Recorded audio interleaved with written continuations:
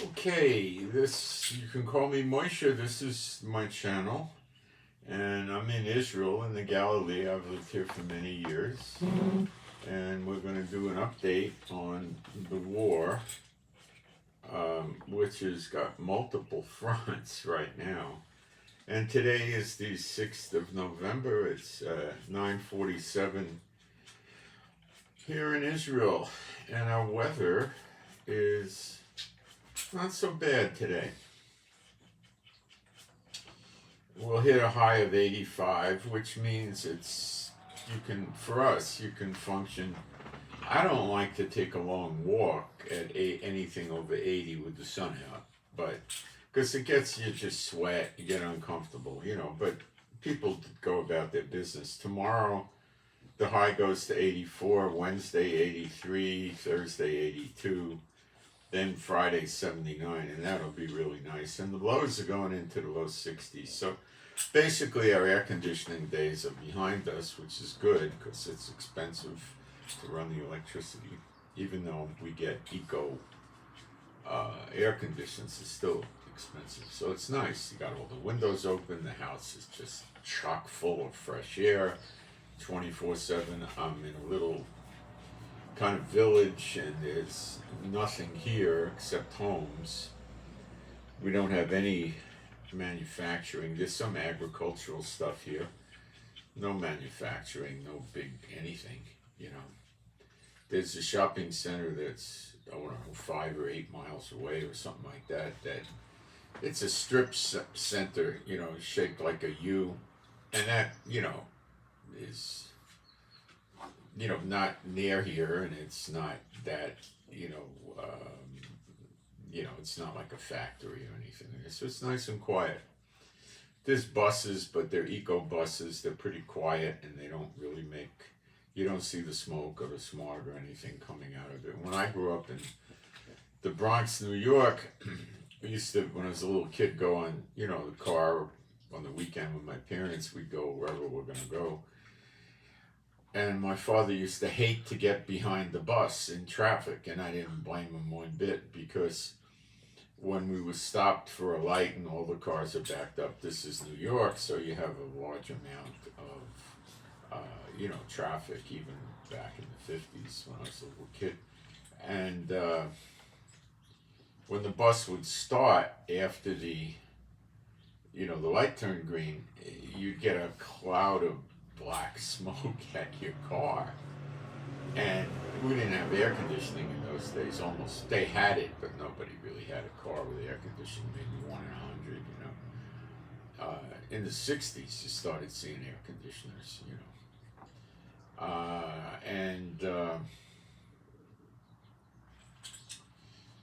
we would, we would be choking, I used to laugh as a little kid. I didn't understand, but he hated it,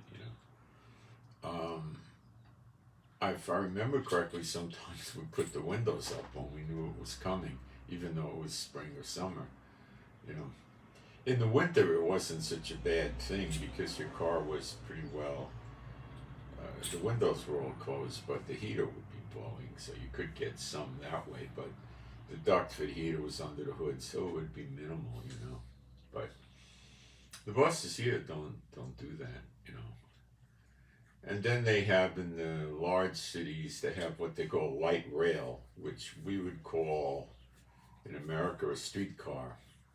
And of course they're electric.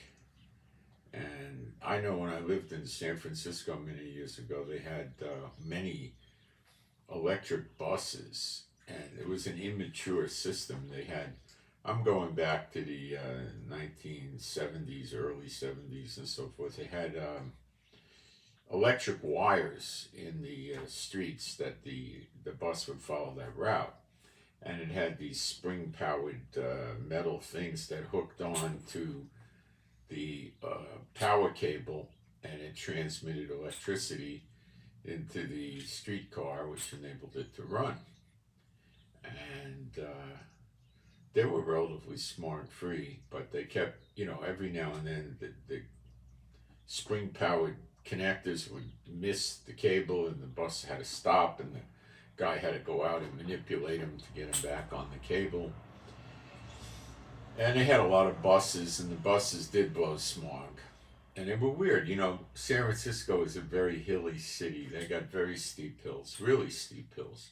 I mean, steep. And many times I would be on a bus, and a regular bus, a diesel-powered bus, and the bus driver couldn't get up the hill, and he would tell people standing up, you have to get off the bus. And he would get, 15, 20 people to get off the bus and wait for the next bus. And he had a radio, and he would call for another bus, and, they'd get a transfer thing so they could get on the other bus for free and stuff. It was a real pain in the neck, especially if it was raining. And then he was able to get up the hill. So they weren't really doing a lot of good urban planning back then, This was the days where the hippie era in San Francisco was still left over. Up until, the hippie era was still kicking around in 72, 73. It really was peaking it started around 66, and it peaked, I'd say, in 67, 68, and it was pretty active in 69. But then most of the hippies drifted away. They went into the countryside around, like Sonoma County and other places, Napa, and, or they woke up and went to school or got a job or something and said enough of this nonsense, And they also had cable cars, which were cool. I used to ride them when I went to graduate school. I lived in front of a cable car on a street called California Street, and I used to just have to run out of my door, and if I saw a cable car, I'd run after it, and they didn't like it if you jumped on the cable car if it was moving, unless it was moving very slow. And they'd jump on the cable car, and then it would go down the hills, and I'd get off at the bottom of Market Street and walk to where I was going to graduate school. It was fun. I mean, it was a nice experience riding the cable cars, It used to cost 25 cents back then.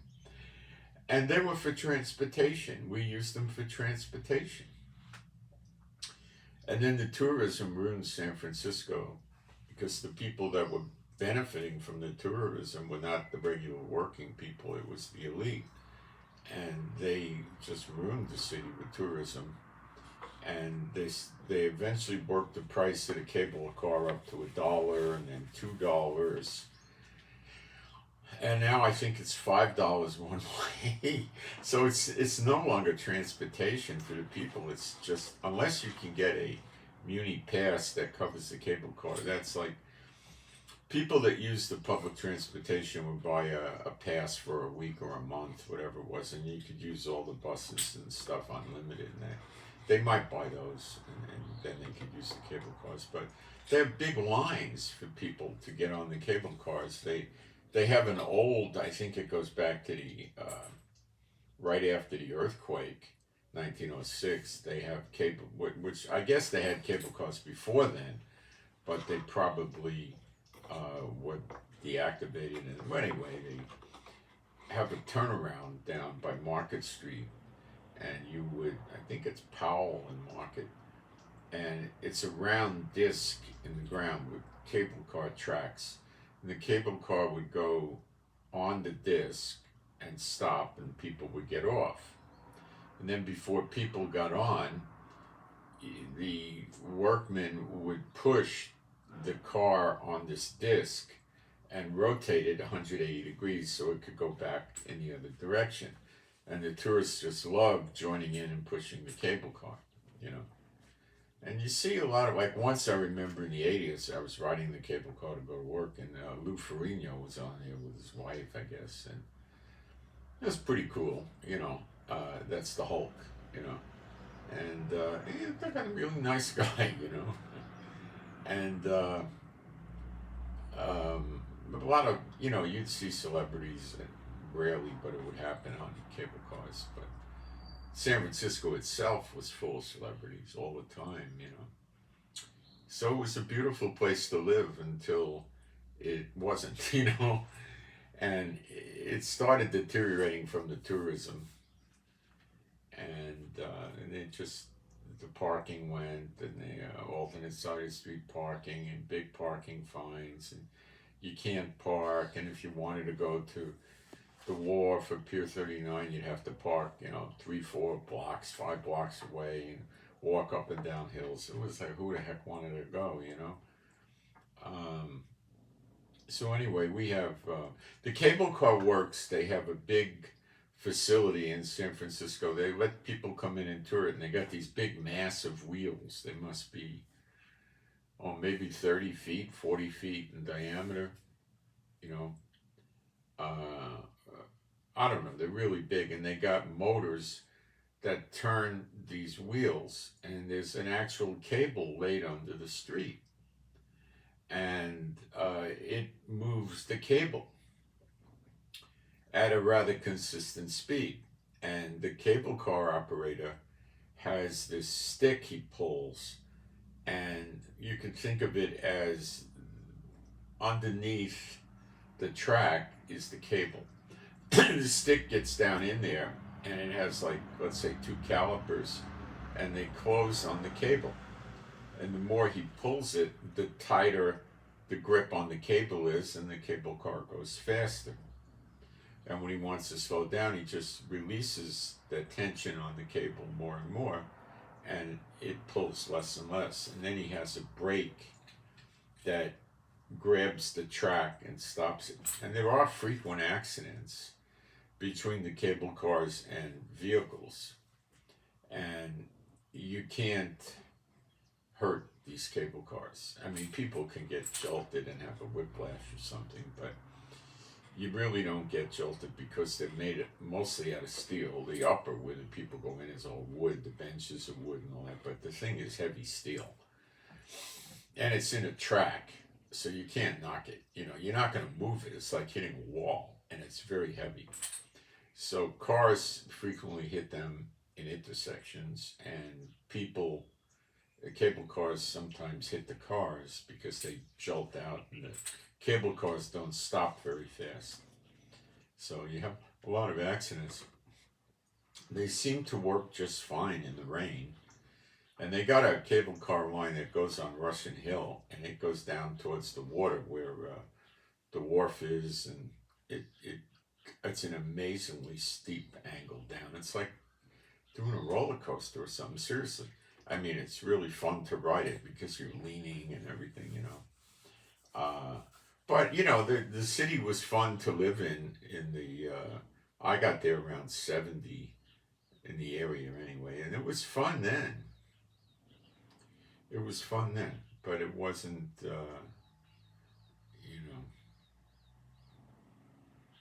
wasn't a lot of fun. By 1978, it was over. The crime was soaring. The housing prices were rising. Cost of living was going up. And traffic was impossible. I used to take the routes with the steep hills when I wanted to get around, like around Pacific Heights and stuff, because the tourists would be afraid to go on them. They're not that. You just got to remember the hills are very steep, and you got to know your car. You got to make sure you got good brakes, and you don't go crazy with it. You go down kind of slow, right? And if something goes wrong, really all you got to do is turn your wheel and bang into the curb on the side. And once you're horizontal to the hill, you're not going to. But they don't know that. So, and I drove stick shift cars much of the time, You had to know what you were doing, But a lot of the people with stick shift cars that didn't live there couldn't handle it. Once I had my car parked on the street, I went out of town for a few days. It was an Audi 5000. It was a 79 model. I got it new. This is way back then. It was a great car. I parked it at the bottom of one of these hills, and I came home, and the car was wrecked. Some guy was towing an antique Lincoln, I think a 1929 Lincoln, and the tow broke. And the car rolled down the hill and smacked into my Audi. I mean, it was demolishing. Yeah, of course, nobody was in either car, so there was no personal damage. And the guy was nice. The police were there. He left me a note, and I called he restores old cars and he wanted to fix my car. I probably should have done it. But I went to uh,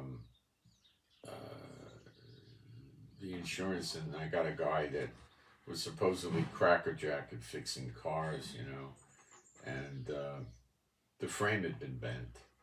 And he had a machine to straighten frames, and I sent the car to them, and I got to rent a car for a few weeks, and they fixed it, and it had a knock in the drivetrain, and they didn't fix it right. So I went back to the leasing company, and I told him the car, and he said, fine, you want to give me the car back, we'll take it back. And he had a client that wanted it, and that was it.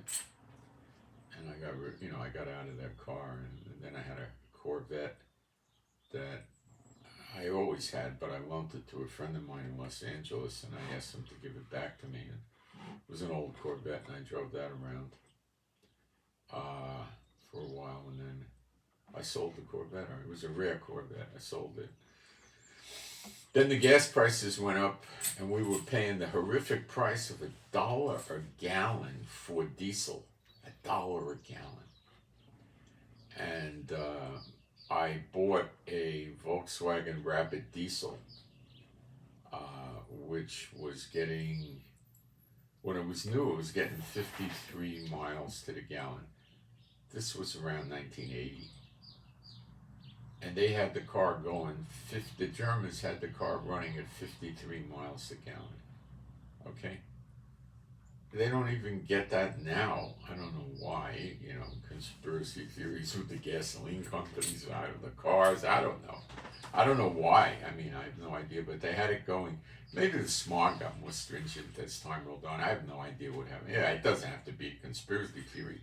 It could be many factors, but I doubt it was a conspiracy theory. But, the ecosystems probably made the cars less efficient or something. But after a few years, I had the car, I think, 3 years, and after about a year and a half, 2 years, the car was down to 49 miles a gallon. And I was thinking of putting in an auxiliary gas tank. The tank had, I think, 10 or 12 gallons, putting another one in. But, I used to go almost a month without filling that car up, and I was using the car frequently. Problem is the batteries used to die. They'd go... I mean, if I did it again, I'd change the battery every year, because eventually they die,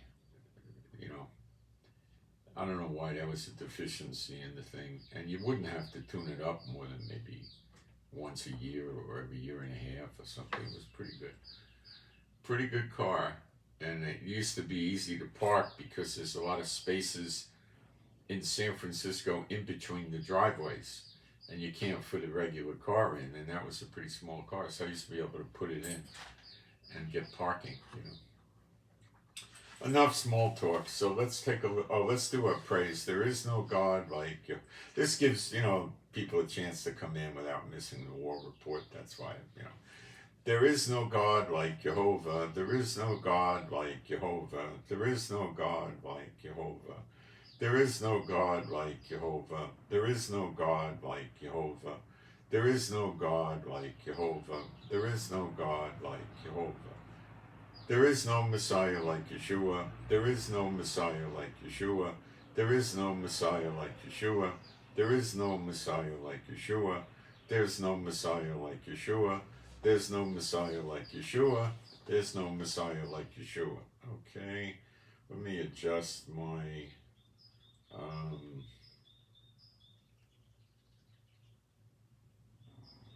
screen here to knock out the blue light.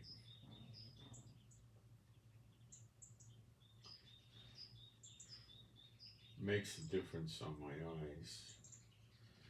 And I don't wear my hat covered, because I'm an Orthodox Jew or anything. I don't follow the Talmud. I like Western hats, if you don't know me, because it helps block my eyes, and my eyes aren't. They need all the help they can get these days when I get old. I'm old. Okay. Take a look in the chat, make sure everything's copacetic, a little housekeeping there, and then we'll move on. And I'll give you the updates on the war and the snare and everything else. Okay. Take a look in the chat. Make sure everything's copacetic. I have sound and picture, which I always like to check. And let me do a couple of fast things in the chat. And I mean fast. Oops, not that.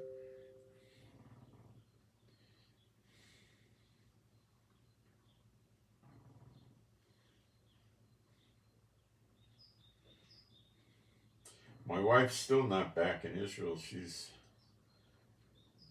trying to get something set up to get back here, but it's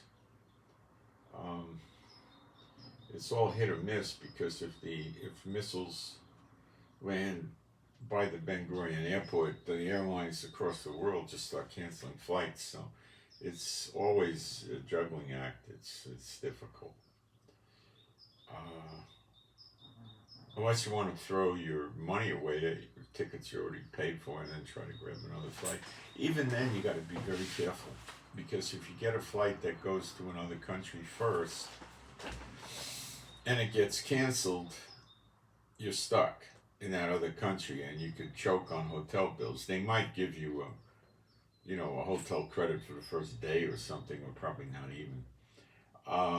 The other problem is, if she gets it direct, she has to fly to generally New York, New Jersey, to get an El Al flight, which is not cheap.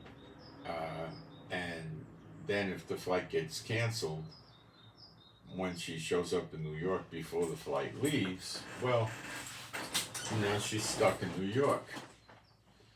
So, it's got issues, It's not, it sounds easy when you look online and say, oh, I can get this ticket, but you got to watch what you're doing. And you got to book these things days in advance. You can't book them for tomorrow. You got to book out a few weeks, and you have no idea what's going to happen with the war. So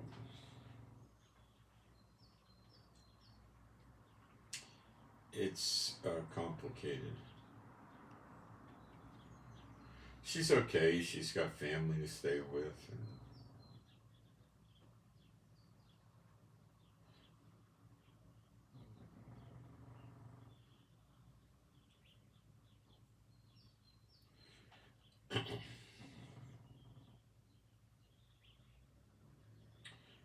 Okay, I'm almost done. Let me get my email address in the chat, which can't take very long unless I do typos. The problem with the iPad for me is I have very large hands, and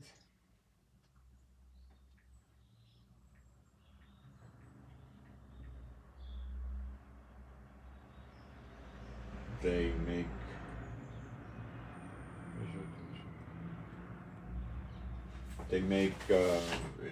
I hit the keys and I hit the key next to it or on top of it or something. Okay, dokie, did I get this right? I did. All right. So, what I'm going to do is explain initially what's going on with Hamas and Hezbollah since yesterday, and Iran and Iraq and Syria and the Houthis in Yemen, and what's going on with Saudi Arabia and Jordan. And we'll go into some Bible prophecy on this, and I'll show you the snare being laid out that apparently America's walking into, and we'll go through it.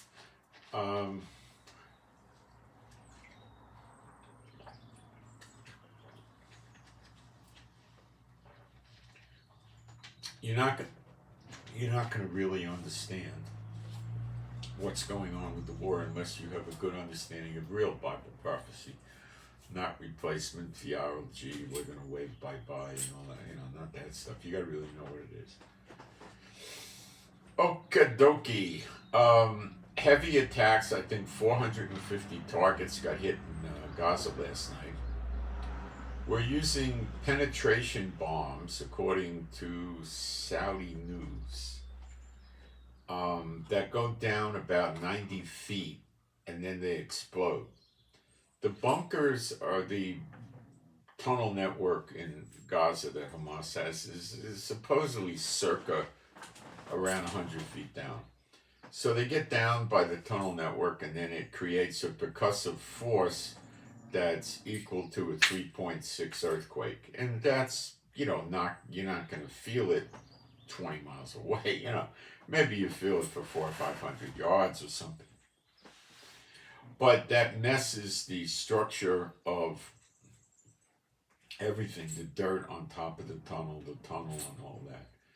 Now, these are pretty strong tunnels, but they can only take so much. And it does drop the tunnels. They are busting them up. Now, we're still getting missiles out of Hamas. Please pray that the missiles coming into Israel, the mortars and all that stuff, stop, please. It's so hard on the people here. And the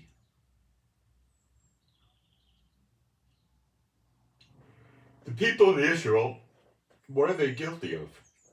Returning to the land that God promised by covenant in Genesis 15 to give to them. That's what they're guilty of in the eyes of the enemies, right?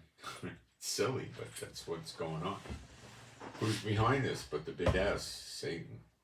Doesn't want prophecy moving forward. Wants Israel out of the land. It's not working. Never will.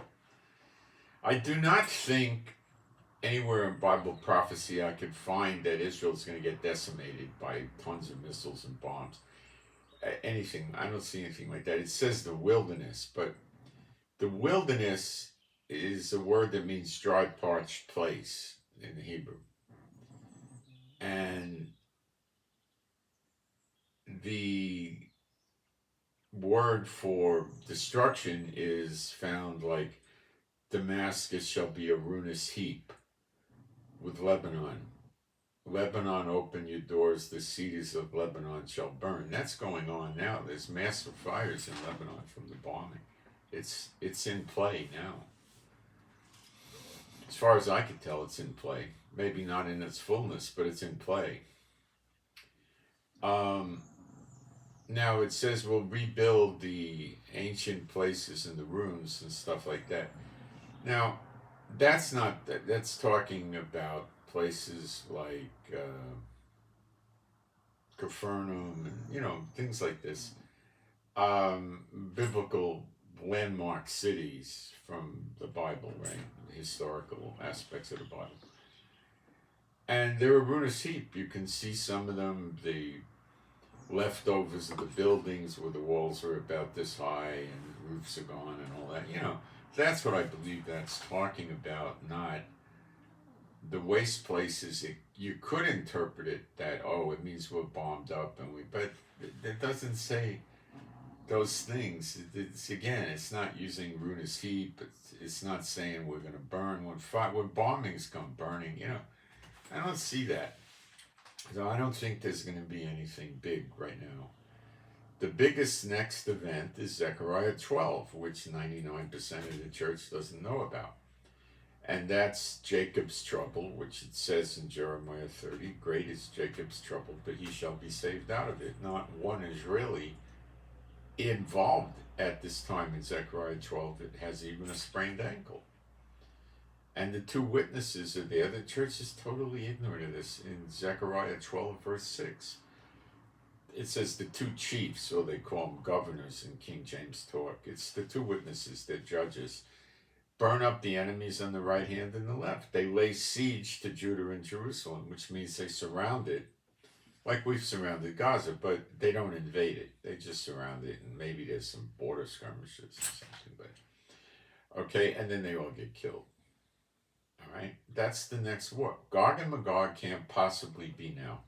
Ezekiel 38, it says, they're living in peace and rest without bars and walls. They have gold and silver and cattle, and they come to take a spoil. You think that sounds like Israel today, living without bars and walls and peace and rest, when people are sleeping in bomb shelters? You might have 1 million or 2 million people in Israel that are doing that off and on. Come on. Anybody that teaches you this got rocks in their head, and you shouldn't follow them. because they're blind. And if the blind follow the blind, you're both going to fall into a ditch, you know. So now comes the rapture. Well, 4 times Yeshua said in John 6:39, John 6:40, John 6:44, John 6:54. I'll read 1 or 2 of these to you. And when you start getting involved with people that teach against the words of Yeshua, what kind of doctrine do you think they're following? A doctrine of demons or the correct doctrine? What do you think? How could it be the correct doctrine? It's impossible.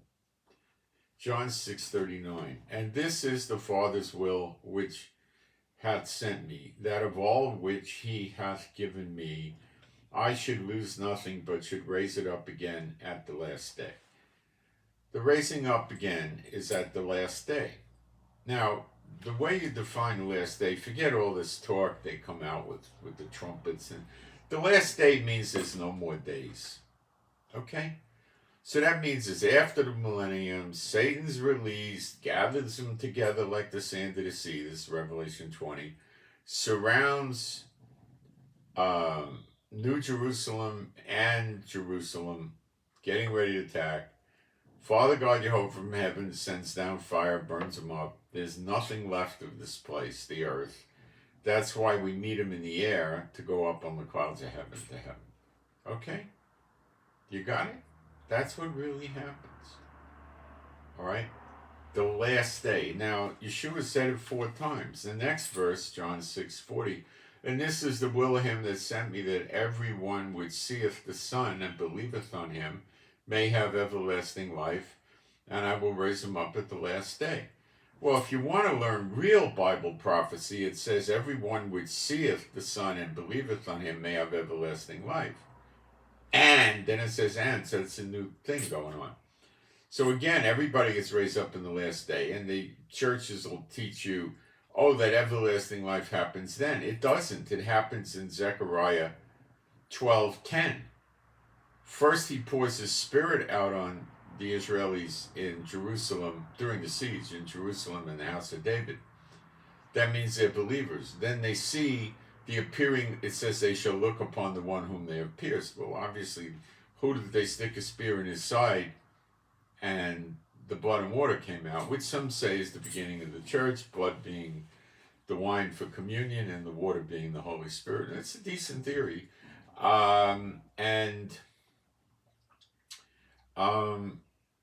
They look upon the one whom they pierced. Then you look how they fight, and it says the feeble shall fight like David, and David killed Goliath and a bear and a lion and many other soldiers of war. And then you see the house of David shall fight like the angel of the Lord. Well, that's Michael, who was in the wilderness with Moses and Aaron, and he killed 130,000 in one day.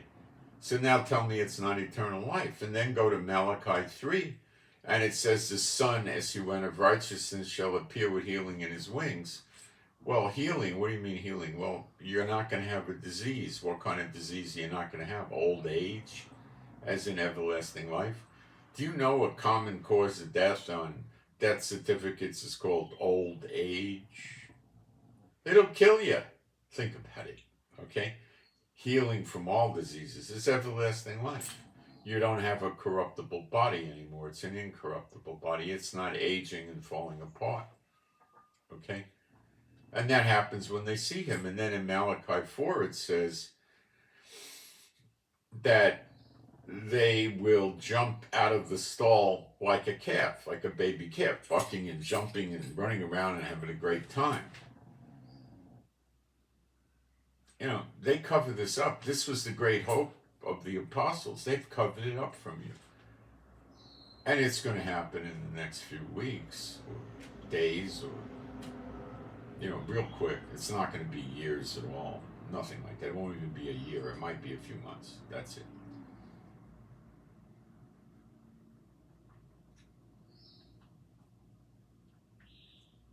Okay? And then Yeshua says it again in John 6:44. No man can come to me except the Father which sent me draw him, and I will raise him up at the last day. Now the 4th time Yeshua says it is John 6:54. Whoso eateth my flesh and drinketh my blood hath eternal life. That's because it's communion. And he's saying they're believers. Okay? And I will raise them up at the last day. When Yeshua appears, he's going to appear like the lightning from the east to the west. All the believers, the real believers, not the ones sitting in the big churches and, denominations and, doing salvation by replacement theology or affiliation or whatever. They're going to get converted to an eternal body. And then all the believers and the Israelites, saved or not, are going to wind up in Israel eventually. So that's the real gospel, and it's fantastic, especially when you realize it's maybe got at most a few months left.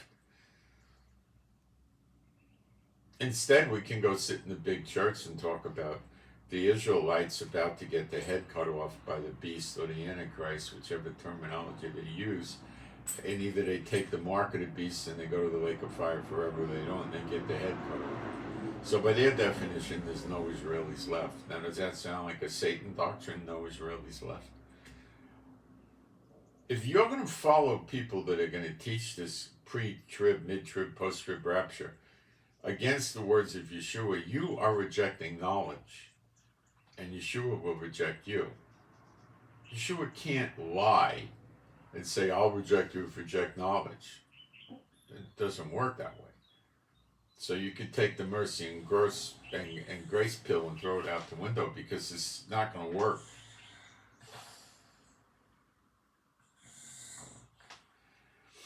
And then these people run around spreading it to other people. So they're preaching a doctrine of demons. So they're partakers in this evil work. How could they not be partakers in this evil work? They are. This is the other gospel they follow. Now somebody will say, well, that's just one instance. We know we get raised up when the earth burns up, but there's a rapture before then. Yeah, go find it in the Bible. You can't. It's not there. There's no multiple raptures. It doesn't exist. And then they come up and trick you with, this is the white throne judgment. The other one is the orange throne or the blue throne, purple throne, whatever the heck. There's no such thing.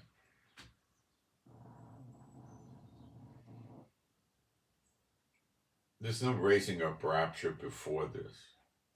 Also, when you read the rapture, when that actually happens, the graves open and they come up out of the graves. That's going to happen in a pre-trib rapture, I think. Their doctrines are absurd.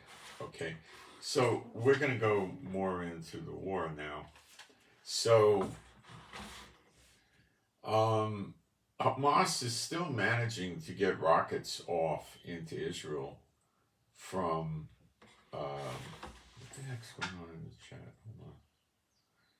Get rockets off into Israel from Gaza.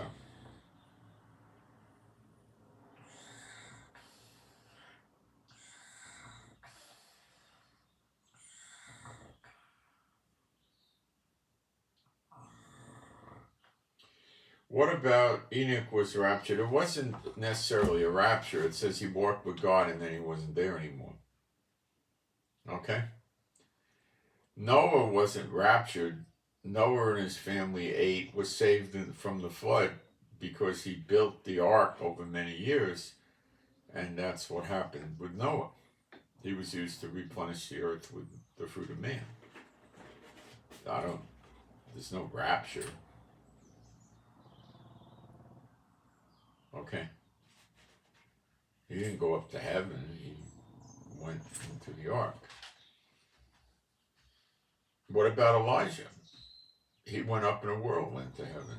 That's possibly a rapture or something, but it's not a rapture as we know it, because all the people aren't going up on the same day. Elijah's one of the two witnesses. He came down from heaven. I've developed this in my, you can find in my YouTube many Bible studies. You got to go to the live section on my channel. There's nothing in the videos. They're all live streamed, and you'll find out more about the two witnesses and Elijah. But the two witnesses came down from heaven. That's why they go up to heaven. Like Yeshua said, no one could go up to heaven except those that came down to heaven. And the two witnesses go up on a cloud to heaven just like Yeshua did. And now you know who's seated on the right hand and the left hand of Yeshua. His brothers from heaven. It says in Zechariah 4, talks about the candlesticks and the olive trees. Okay. And then the last verse, he's asking the angel, who are these? Who are these? And what it says in the Hebrew is, he's referencing who the two are. It says these are the Shanaim, which means two, B'nai, which means sons. That's exactly what it means, sons, like father, son, sons, okay? Not S-U-N-S-O. Yitzar, which is clarified oil, the olive oil. Now, olive oil is a sign of anointing in the Bible. So what this is doing, it was cloaked for many, many centuries. It's saying that these are the two sons, clarified oil, anointed sons, standing next to the Lord of the whole earth, which is Jehovah. Who else could it be? They're his sons, just like Yeshua. He doesn't trust regular people with the power he gave Yeshua and the power the two witnesses will have. He doesn't do that. Okay? Nobody ever had power like Yeshua. Nobody. And nobody will ever have power like the two witnesses, of course, except Yeshua. Okay, so it's a family affair. I know they don't teach this because they teach trash. Hang on, I gotta take a quick look at what's going on. Something might be I have to deal with. I don't know. What is this? I think it's junk.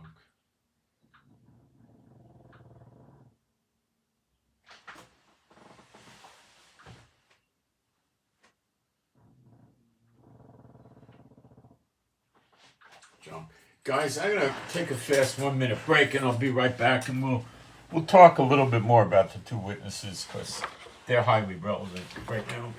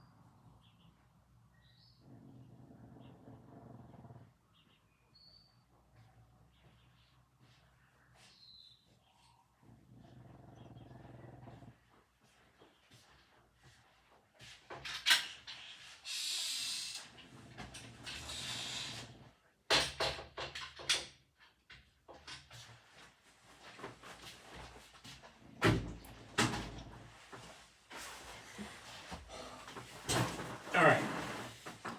First of all, if you have questions about the teaching on the two witnesses, put them up in the chat, and I'm going to definitely deal with them, okay? All right.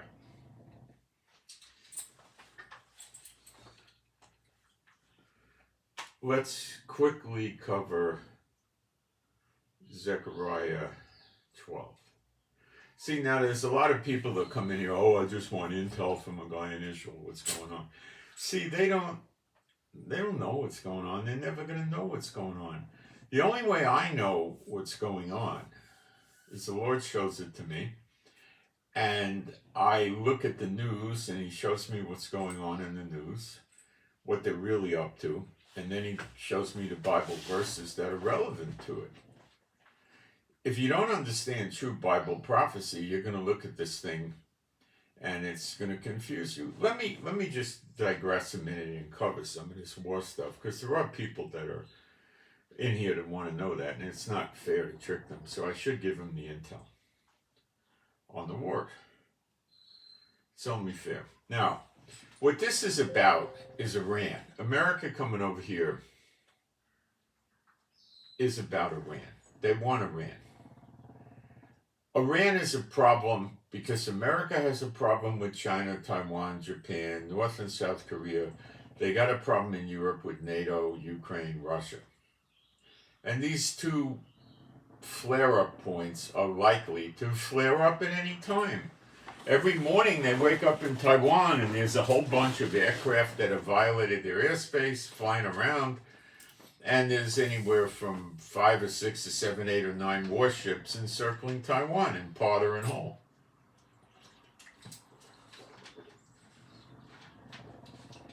So what's China's theory? Well, we're going to put Taiwan to sleep because they're going to see these warships there every day, and then one day, boom, they're going to be there, and it's going to be an attack.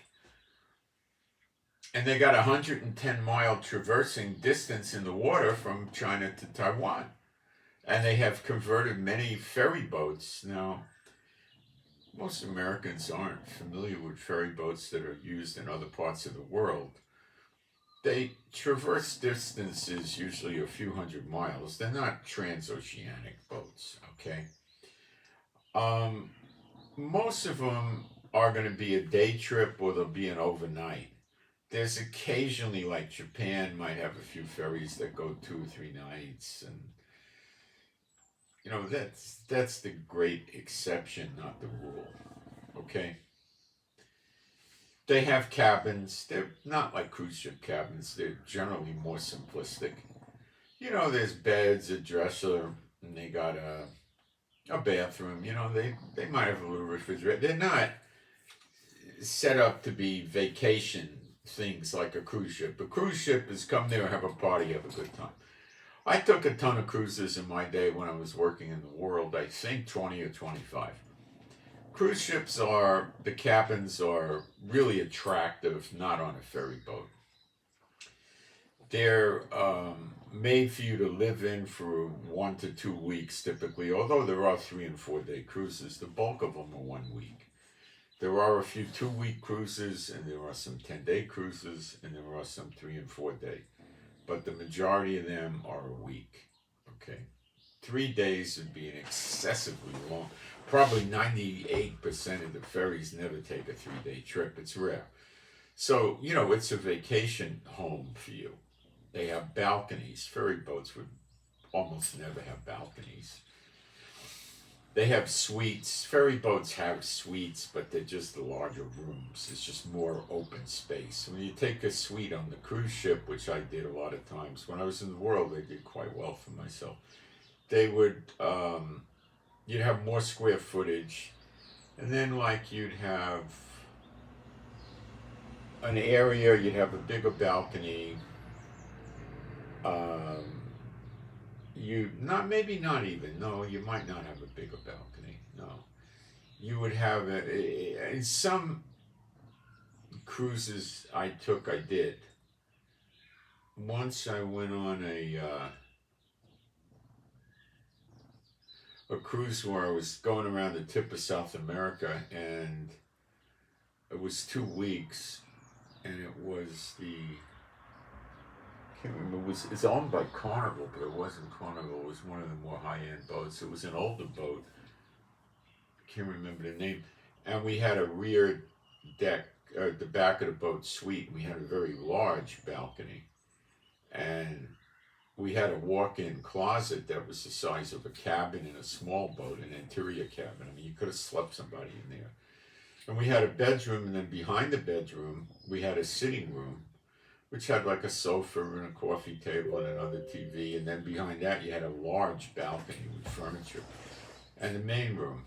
And it was really a big space. That was the only cold water cruise I ever took, and I'd never do another one. It was nice to see the glaciers and the sapphire colored ice, but it was basically a lousy cruise. The water was extremely rough. You couldn't spend time outside the boat. The stops were cold. They weren't so exciting. We went once and saw the penguins. You could get this close to them. Different. We went to Ushuaia at the bottom of Argentina. And we were there in the winter, I think in January, so the sun doesn't go down. It just gets a little dim and then bounces back up again. So we're walking around, I think, 1 o'clock in the morning, and you could have mowed the lawn. It was that much light. You could read a paper outside. Well, my eyes back then I could, not probably not today, but you're able to, so it was, but so brutal cold. The next morning, my wife wanted to get off and go run around the town. And we got up early in the morning, and I started walking on the pier, which was at least a quarter mile long. And the wind was blowing from Antarctica so cold and so strong, I couldn't stand it. I had to go back. I wouldn't do it. And then later in the day, I went out. It was so freezing. I couldn't take it. I was shivering.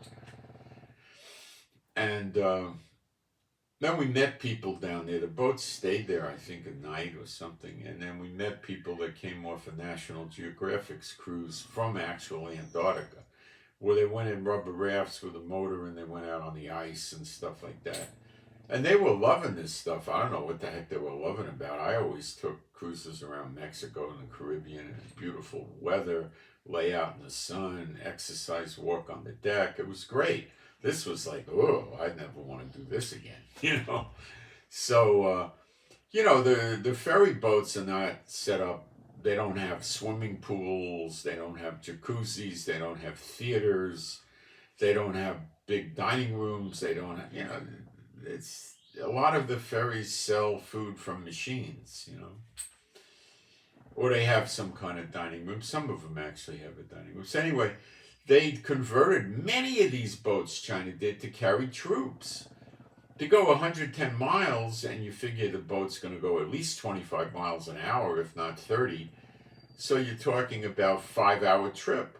So the troops pile on, carrying their backpacks and their guns and their kit, These ferries hold cars, so they put armored transport vehicles on the ferry with them, right? Tanks, maybe. And they're 5-hour trips. So what the heck do they got to give them for 5 hours? Coffee. They have some urns of coffee going, maybe, or not even. And the guys just sit down on the ground or lay on their pack for 5 hours, and they disembark. They got tons of these converted. They can ferry the troops in around the clock like it's going out of style. They can load the place up in Taiwan. Load them up. Okay? America has, I believe, 3 big aircraft carrier groups there now, and a landing ship, the smaller aircraft carrier that carry vertical takeoff planes and helicopters, and some 1,500 or so expeditionary force Marines that could do a landing. What good that's going to do escapes me. And vehicles that are armored to get them to shore. They have boats to take them to shore.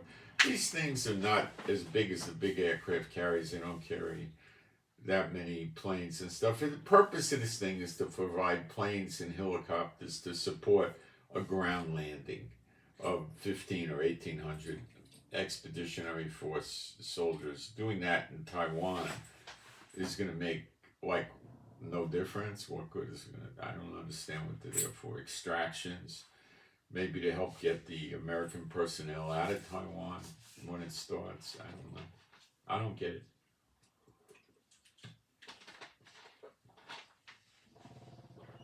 I don't get it. They might be to extract Americans from there and from Japan and from South Korea. But South Korea has a big military base. They would fall. The Americans would just fall back to the military base, and there they have helicopters and planes, and they get them out. So probably not South Korea, probably Japan and Taiwan, which would be the two target countries of China. Japan is adamant that they'll join in the fight to help Taiwan if China encroaches, because they would rather take Japan on while it's fighting Taiwan and them, rather than wait till China knocks off Japan and then comes after them. You understand? All of these scenarios in the Pacific have drawn many American military assets to the theater in the Pacific. Okay? Lots of ships, submarines, missile cruisers, missile destroyers, aircraft carriers. Lots of aircraft. They're giving Taiwan lots of weapons, selling them. And they're in Japan. They have bases in Japan, and Japan is gearing up to fight China.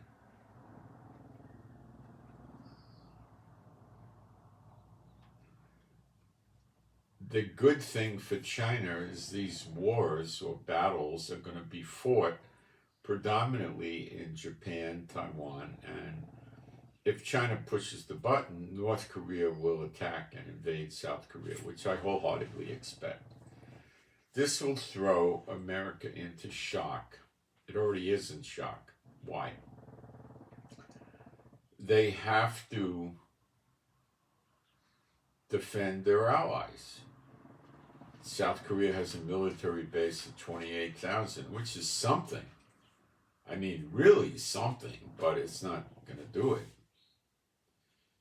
North Korea has a lot of troops. Now, the government in North Korea views their own citizens as cannon fodder, human shields, whatever you want to call it, like Hamas. They don't care about that.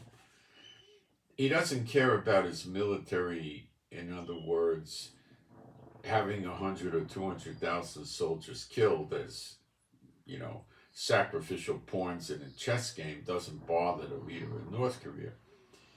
As long as his military stays intact and fighting and defending, he's fine. He doesn't care about the civilians, okay? And he probably cares about his high-ranking officers, maybe colonel and on up, but he doesn't care about the line troops, the privates, the sergeants, lieutenants, captains, and it's cannon fodder to him. He has tremendous capability with artillery to start dropping artillery shells every square meter and just keep pushing, start at the border with South Korea and keep pushing in and advance with tanks right behind the artillery. And South Korea can retaliate and, it'll be a knockdown fight that probably both will lose, but he can try it and he probably will if China wants him to. So America's going to have to dedicate an overwhelming amount of military might to help Taiwan and Japan and South Korea keep their head above water with this onslaught of North Korea against South Korea, and they'll also fight against Japan, and China against Japan and Taiwan. Guam also will be hit. Australia will definitely send some naval ships, troops, whatever, but they're very small. They can contribute a tiny amount. China wants the Philippines. We've got military assets in the Philippines now. I don't think Philippines are going to say, yes, we don't like our freedom anymore. We want to be communist under you. We want to eat rats and rice while you steal the wealth of our country. Yeah, that's what we want to do. Well, they're not stupid. They don't want to do that.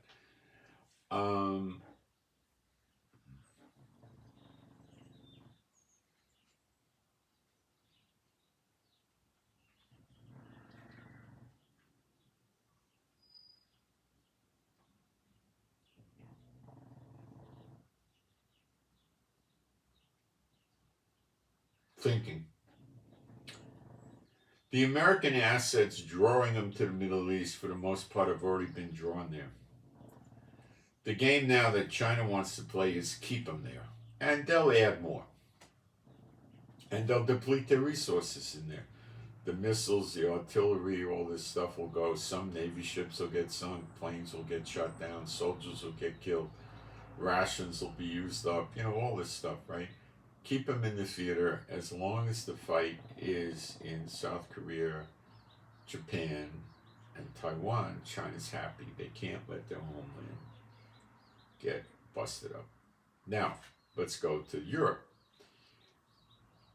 A couple of days ago, Russia brought many cargo planes full of equipment or troops, you can't really tell the difference, into Kaliningrad, which is a little island, a little country rather than an island, on the Baltic Sea, in between the Baltic Sea and Belarus, on the left or the west of Belarus. Belarus is already full of Wagner Group and Russian military might is in Belarus. Belarus is dedicated, diehard, loyal to Russia.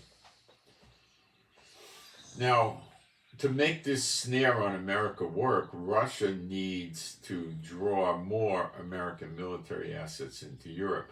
China is not going to pull the switch on this until they see emphatically, beyond the shadow of a doubt, that America is so spread out, an attack on America is conceivable. And that's where this is headed. So Russia looks like they're ready to attack Poland. They could hit Poland from on top of them, from Kaliningrad and from Belarus. They both have borders with Poland. They can hit Poland from the Baltic Sea.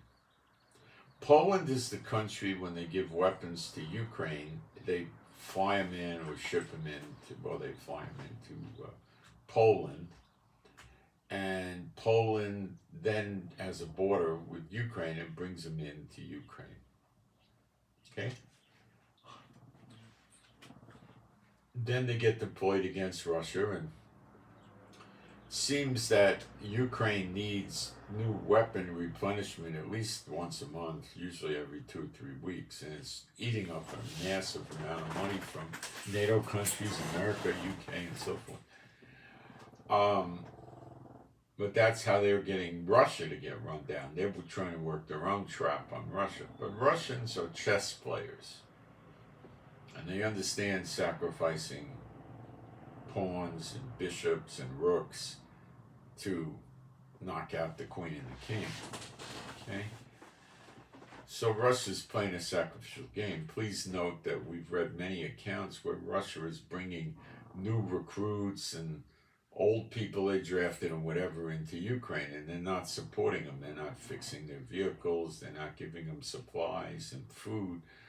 Russia's just using cannon fodder to keep the Ukraine war popping, okay, because more and more resources, military, okay, missiles, artillery, bullets, medical equipment, all this stuff is being used up, bombs, is being used up day by day in Ukraine, and it's drawing down the military equipment reserves of NATO and America in a big way. America's griping about it, okay? Yet they still do it because they're trying to bust Russia out. They don't really see the snare they're in because it's a snare, and you don't know it until you try to get out of it, and then you realize the door's closed and you're trapped. Then comes the death of the animal because he's wanted for food or fur or something like that, or taken captivity and sold as a pet or something like that. Brought to a zoo, whatever. Okay, so it looks like Russia is going to hit Poland.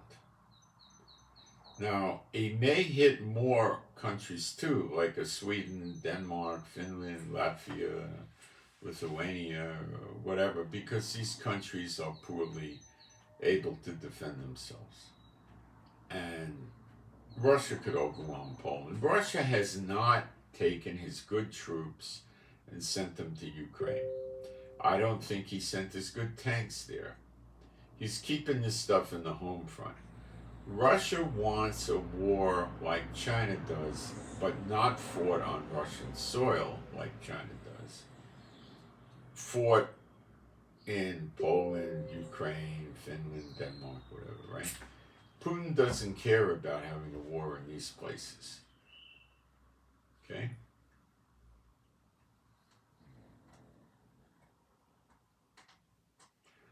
The purpose of this war in the European theater would be to get America to deploy more military resources to it. And at the same time, China. Now comes the latest piece of the snare, the Middle East. Iran aggravated America, Now, the axis of evil is in on this together. Okay, well, let me kind of explain. The axis of evil, as we'll call it, could call both sides evil, I suppose, but it's China and Russia at the top. Okay? China's satellite is North Korea, but it's more than a satellite because it's a neighbor. They're very close. And Iran is a valued satellite under China and Russia, who both have mutual defense agreements with Iran. And China wants Iran to survive, so does Russia. They don't want to lose it as cannon fodder.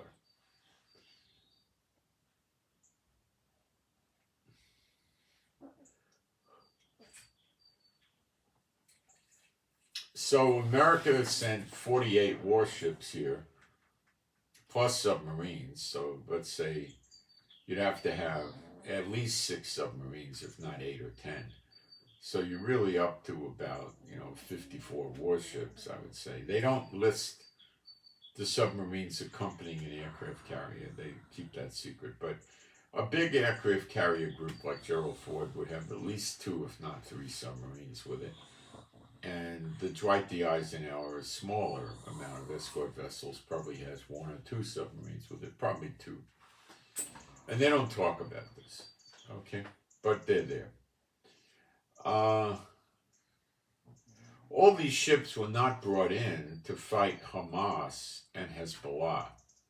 If they were just going to go, if America was just interested in knocking out Hamas and Hezbollah, they'd have 1 aircraft carrier group here, and probably not the top of the line aircraft carrier, the Gerald Ford. They'd have 1 of their older aircraft carrier groups here.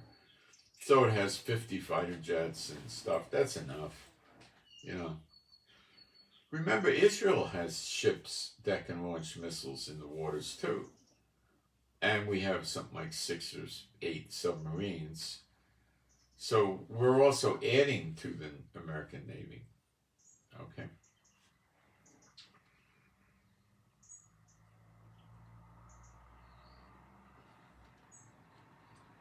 America brought this massive amount of equipment in because they intend to, kick Iran's door down.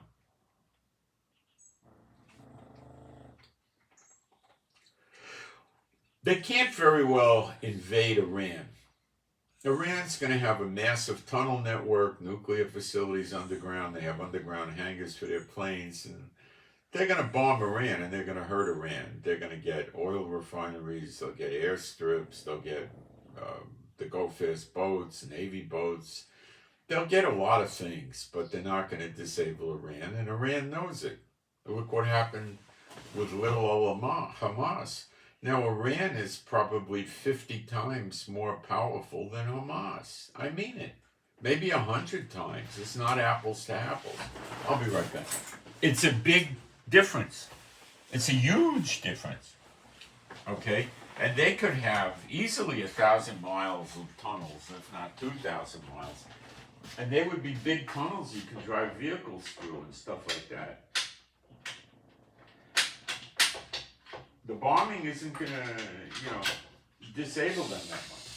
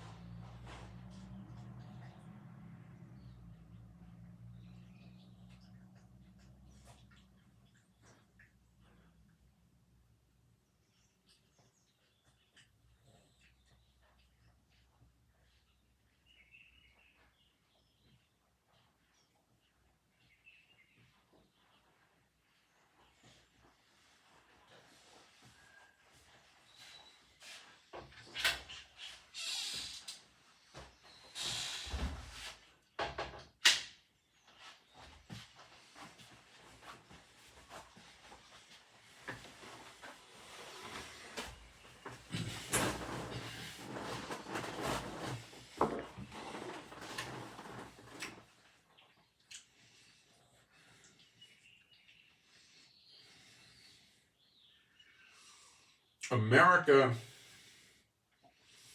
is being drawn into a trap by North Korea, Iran, China, and Russia.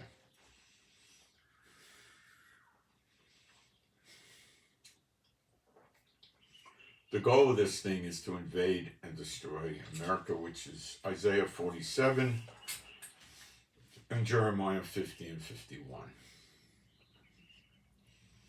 Now, Iran is trying to draw America in. America tells Iran,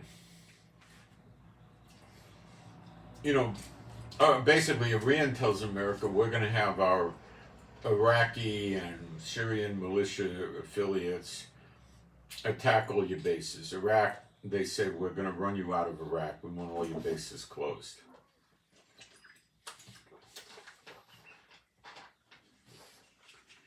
This is stupid for them to do, right? But America's taking the bait. Now, Blinken, who repeatedly says, we don't want a war with Iran. You see, what I'm getting down to understand with Blinken is whatever he says he talked about publicly is a lie, okay? I mean, he said he doesn't want a war with Iran, but that's what they came over here for. That's what this whole thing is about. And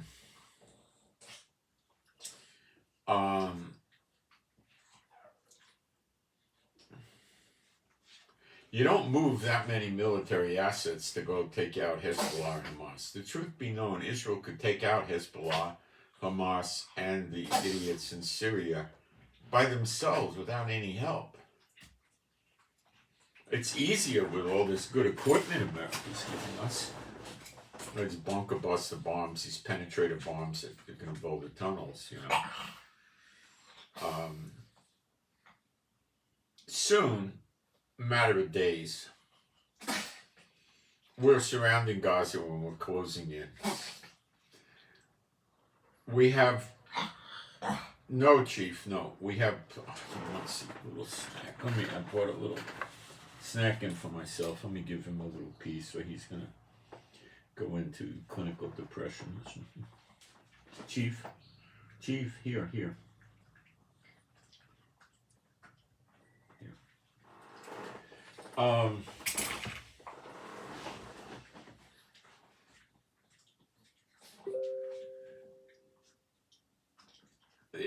It's coming, okay? They're still able to launch missiles. The way they launch the missiles is they use a building, they go up on the roof of a building and launch off the roof. So they have the missile launches inside the building. It could be residential, it could be an office building, a hospital building, you name it. They run up on the roof with the missile launchers and they shove the missiles in and, boom, they launch and they run back in the building. And then people wonder why we blew the building up, right? Or they come out from underground in a tunnel and they come out into the surface, and these tunnel entrances are kind of flaps like trap doors in the old Wild West shows, and they come out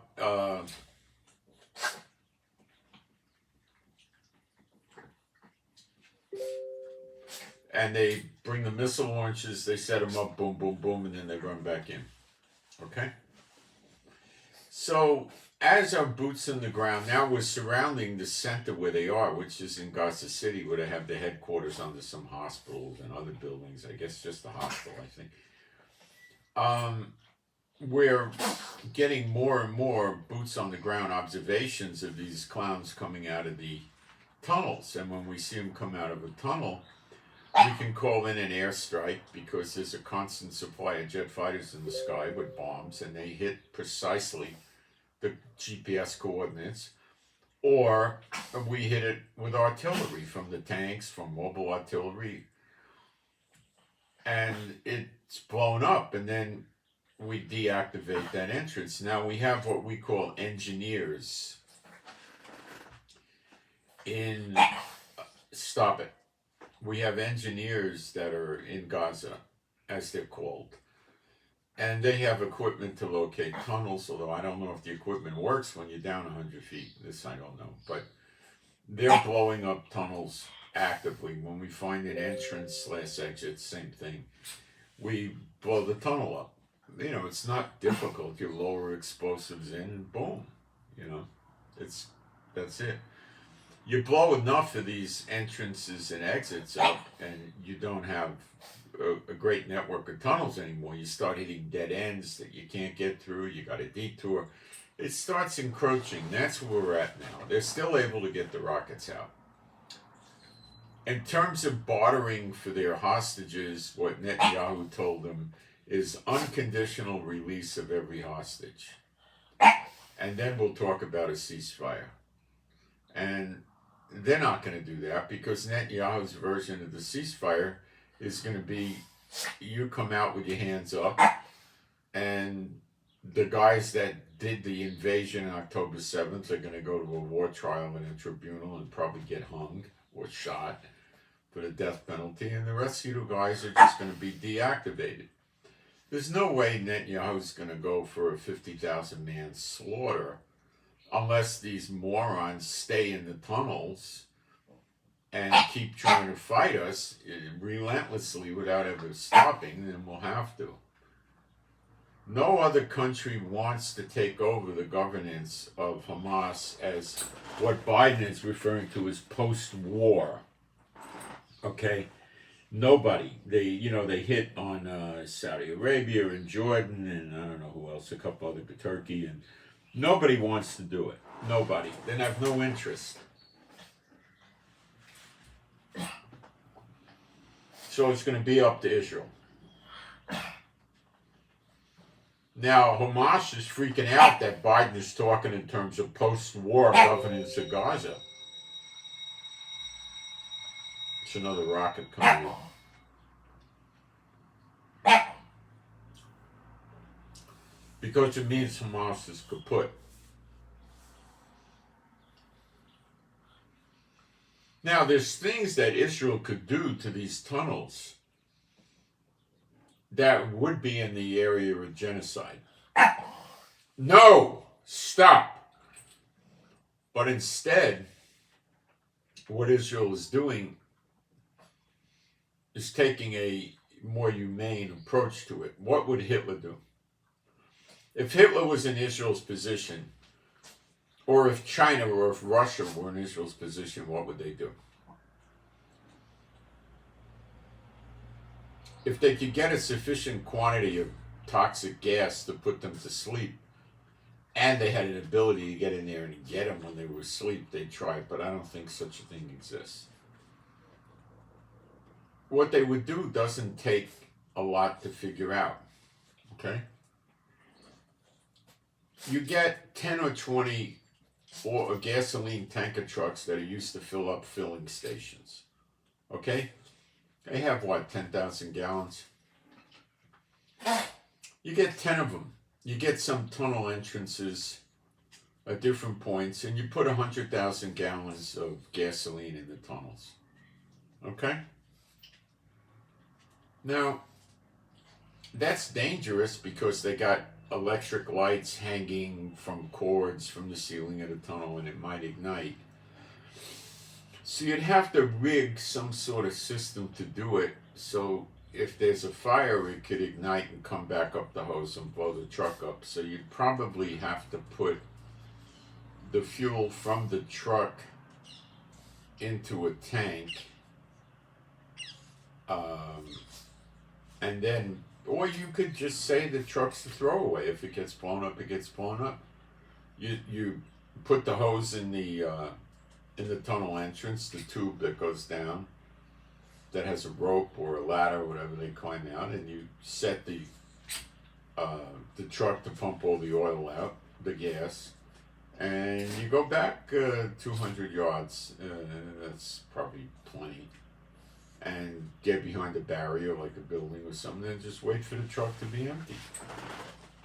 And what would that do? Well, it would probably, due to their own shabby electric network, cause a fire. But I mean, it's not a great way to do it, okay? And it has drawbacks, but it could work. For the price of a few missiles, you can get the gas, and even if we got to buy the trucks because they might not survive, and just punch. You could just go to a tunnel entrance and throw down 10,000 gallons and then drop a cigarette in it. And goodbye.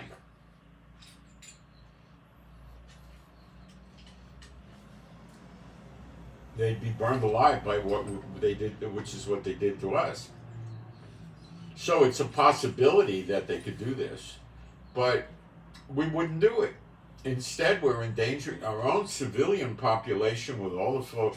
If we did this that day, there would be no more tunnels under there. If it's not 100,000 gallons, then it's 200,000 or 300,000 gallons. It's doable.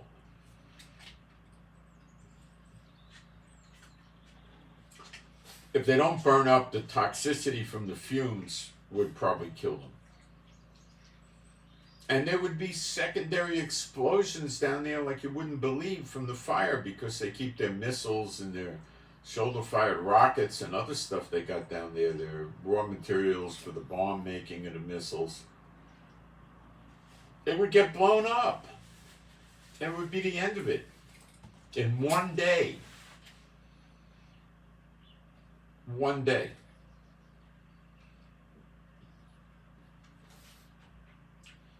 If I was running the show, I'd burn them up like they did to the Israelis on October 7th, but I'm not running the show. So, Israel's showing great restraint by not doing this. And our own people are getting killed and hurt, and houses and roads and cars getting busted up while we do it the slow way. Okay?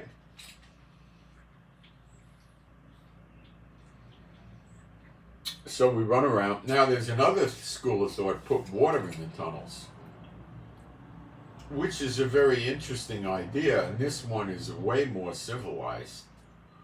Except how are you going to get all that water in there? Well, you could use the tanker trucks, yeah, but gasoline is the cause of fire explosion. Water just floods, and to flood that amount of tunnels would take a tremendous amount of water, and it's not feasible, I don't think. So water's not going to cut it. Although I will admit a good amount of water would short out their electric generators, and then they would have trouble gasping for air down there. That's worth something, but I don't think it's feasible.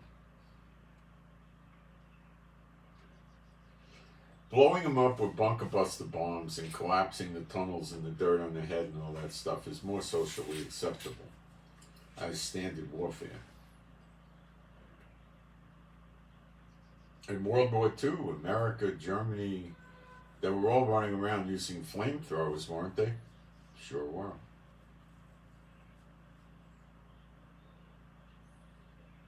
America was big on flamethrowers.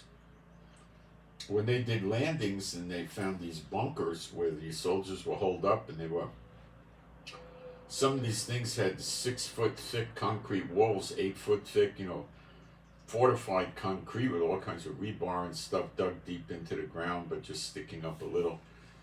And they couldn't get them, and they had openings where the machine gun would stick out and the artillery piece would stick out, and they try to get close to it and put the flamethrower in there and burn them up alive.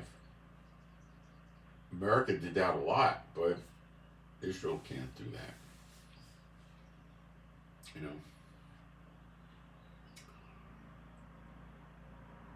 Look, Blinken came and visited Mahmoud Abbas, the head of the Palestinian Authority, and told him, we want you to have a very active role in governing Gaza post-war. Now, Mahmoud Abbas is the guy behind the slave for pay. What is that? When a terrorist, Palestinian as they like to call themselves, attacks Israeli civilians, children, women, men, old people, soldiers, police, and he gets killed, Mahmoud Abbas pays the family, the survivor, it's, I believe, about $3,200 a month, which is probably like having an income of $10,000 a month in America. It's very, very comfortable, okay? Pays it to the family for as long as he's able to, okay? If the terrorist doesn't get killed, winds up in jail, for as long as he's in jail, Mahmoud Abbas and the Palestinian Authority pay the terrorist family the same amount of money while he's in jail, plus they give him something like $100, a little over $100 a month for his commissary fund so he can buy ramen noodles or whatever, right? Now, a few months ago, when Smotrich, our economic minister, started pinching off the tax revenue flow to Palestinian Authority because of the slave for pay, Blinken shows up and gives Mahmoud Abbas $50 million to offset it, washing it through the UNWRA. And the European Union gives him some crazy high amount of money also to offset the money we were taking away from him.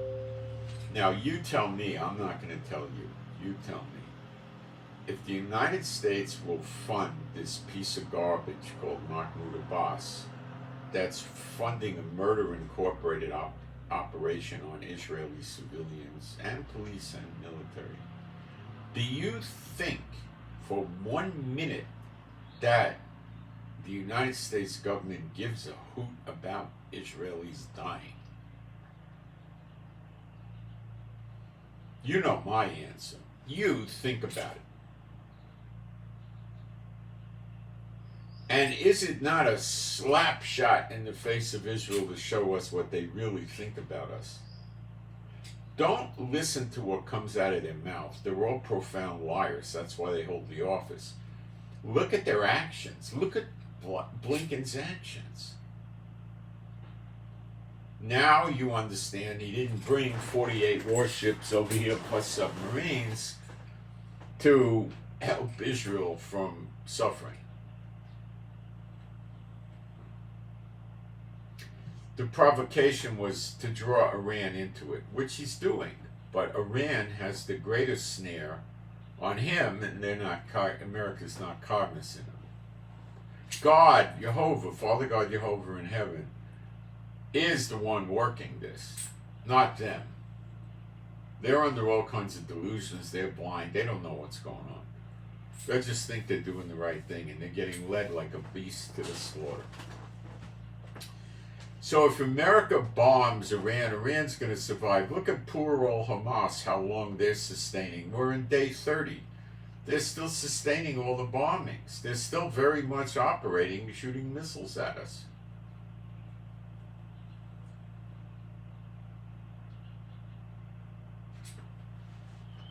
Okay? How long do you think it's going to take them to knock Iran down? They're not going to knock Iran down. They're going to bomb them. They're going to take out some targets, but they're not going to knock Iran down. To knock Iran down, they'd have to assemble a large army and go in with demolition experts, tanks, helicopters, planes, everything. They'd first have to destroy the Iranian Navy, which is not hard for them to do. That would take a few days. Okay? The go-fast boats, their destroyers, and their dilapidated submarines, whatever else they have, destroy it. And that's child's play for America. Iran doesn't have any kind of a substantial navy. Assuming China and Russia let this go on, it's child's play. Then what? Then they got to take out all the Iranian radar to disable their ground-to-air defenses. That'll take them maybe a week. Usually they just open up a corridor and they come in on that corridor and attack, and then another corridor. But however they do it, they could easily accomplish that against Iranian radar. By this point in time, we could assume the Iranian military and them are in tunnels like Hamas and Hezbollah have, and the Houthis probably have. They all have it. now America's got to go dig them out. This is like fighting Iraq, but Iraq was maybe 1/5 as powerful as Iran. It would take months, and the amount of people they used in Iraq exceeded 1 million ground troops. They had 6 aircraft carrier groups there, plus a battleship. They had battleships back then. I don't know how many hundreds of planes and hundreds of helicopters. It was a massive operation.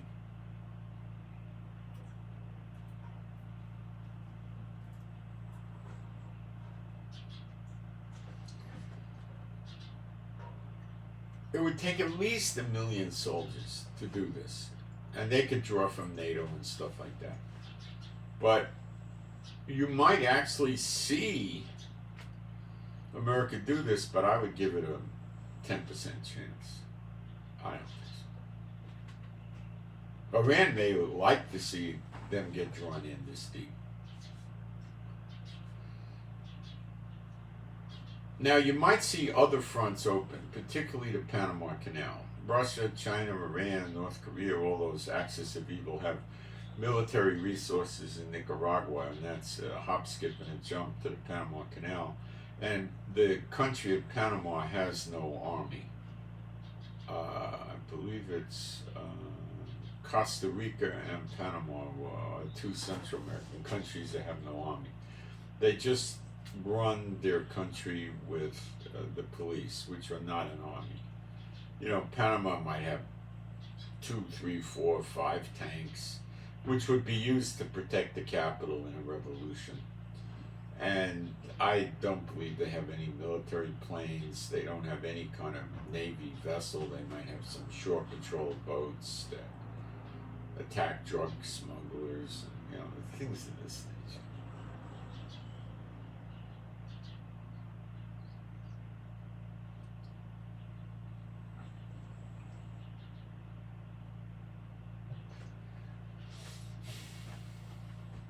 So,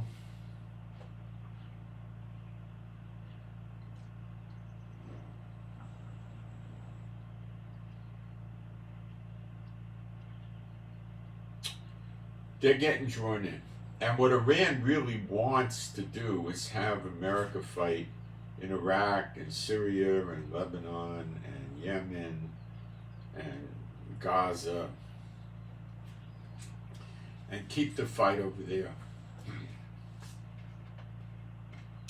They want America to deploy military assets over there, and they want them to use up their supplies.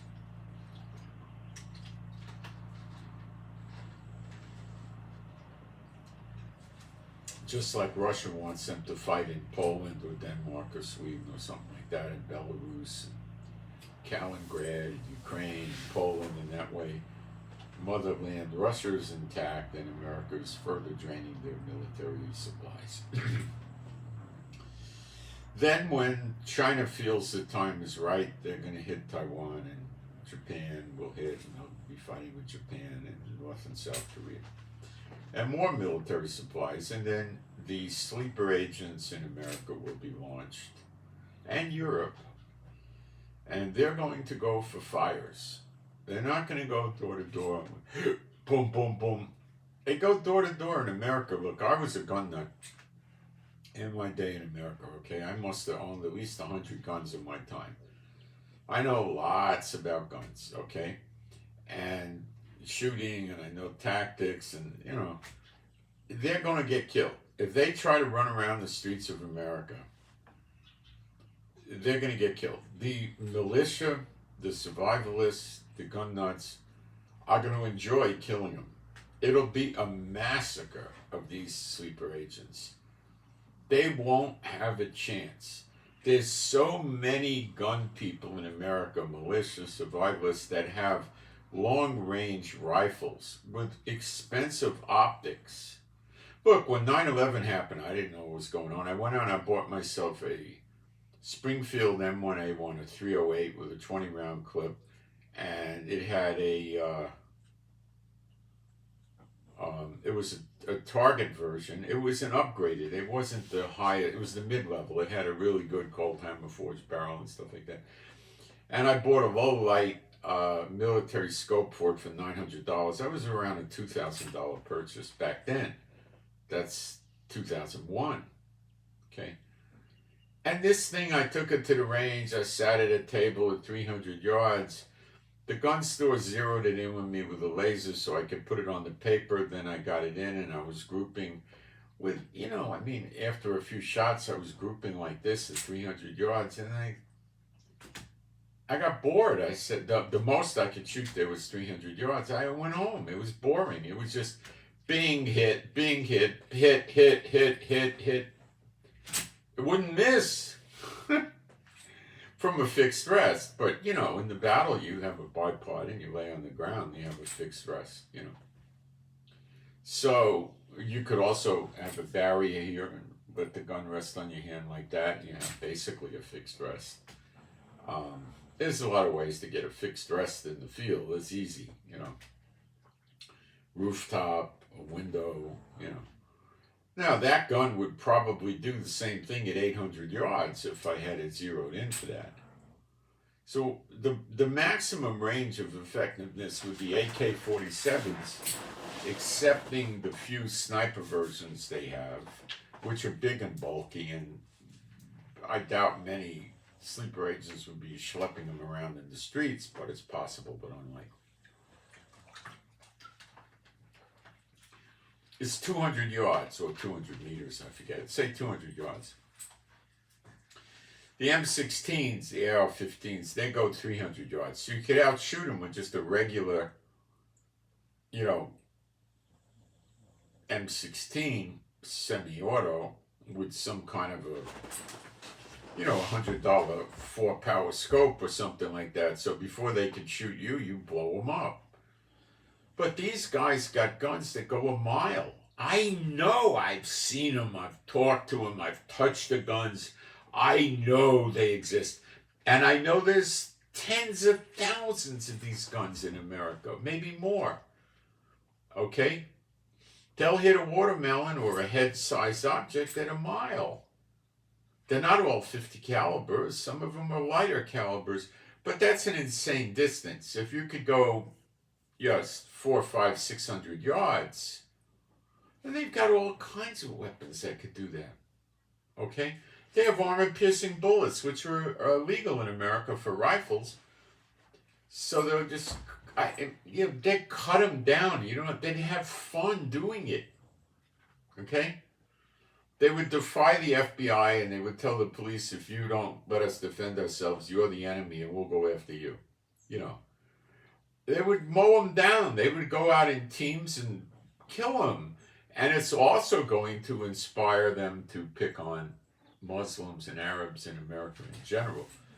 When the sleepers break out, the mosques, I know these people from years ago, but I know them. And I've looked at them in social media recently. They're going to attack the mosques with them in there. The police are going to just not get too excited about doing anything to them. They're going to be worried about the Muslims killing them. These terrorist sleeper agent Muslims, not every single Muslim, the terrorist Muslims, okay? But these survivalists and militias aren't going to differentiate between Muslims that don't really want to go to war and the ones that want to. They're not going to make a differentiation to protect themselves. They're going to generalize, like America did in World War II. They took the Japanese that had been living peacefully in America for many, many years and put them in internment camps. I was in these. I looked at what these internment camps looked like after the war. They weren't so great. They made them into a jail.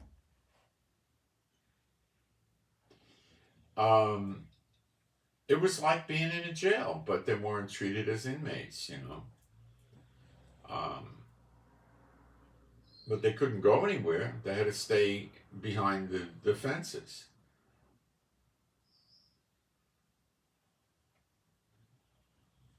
Now,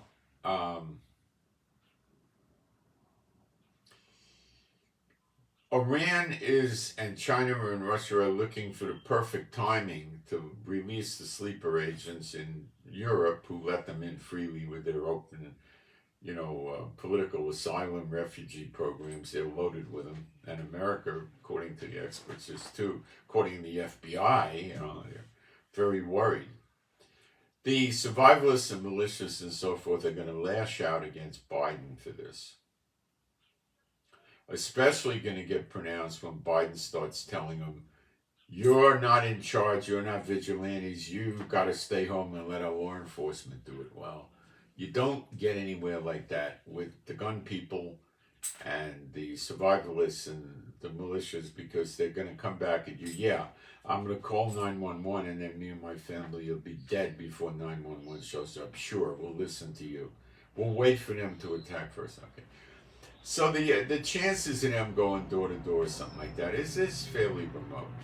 Using explosives in key targets is going to be difficult with a heavy security alert. They might try it.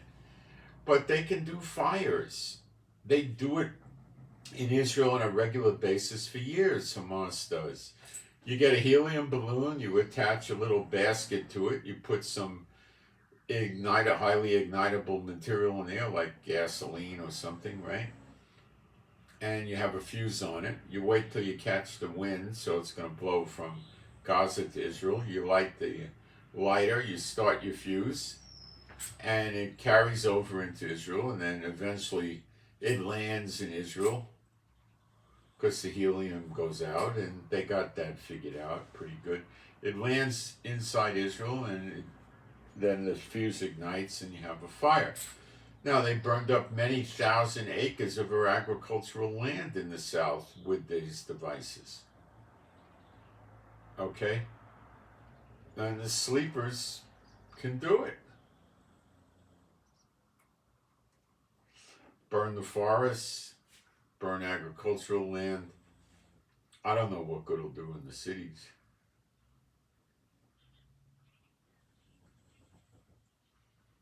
It'll start some fires, but I don't know how productive it'll be. I don't know.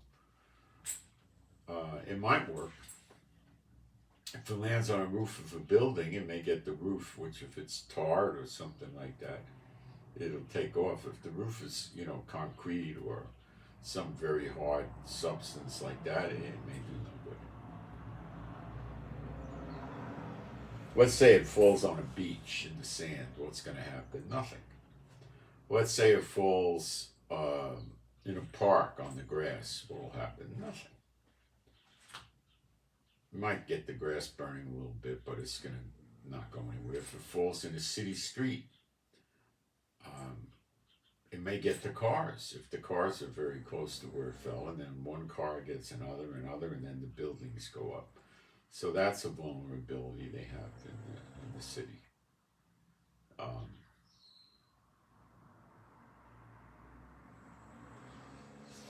Then after that, America will be sufficiently weakened. Their military supplies are run down. Their troops are spread all over the world. They're fighting. They're under duress. And now their country's falling apart internally, and that's when they'll close in and wipe out America. And the fires is a big key, important ingredient. If the place was burning before the invasion, how could the invaders come in? They couldn't. So there's got to, but they could still burn some stuff up. Now, I can't say that the sleepers are just going to do fires, but I don't think they're moronic enough to go door to door. I want to talk about missile capacity of these ships. Okay? Because there's a lot of people posting up on social media a lot of nonsense about this. And I'd say it's rather important to understand the capabilities. So I checked everything in Google. People are saying American submarines can carry amazingly high amounts of missiles, and I Googled it.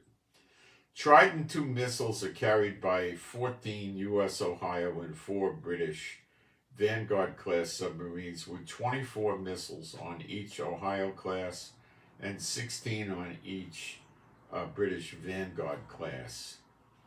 The number of missiles on Ohio-class submarines is supposed to be reduced to 20 starting in 2023, according to the new Strategic Arms Reduction Treaty. Did America abide by that or not? I have no idea.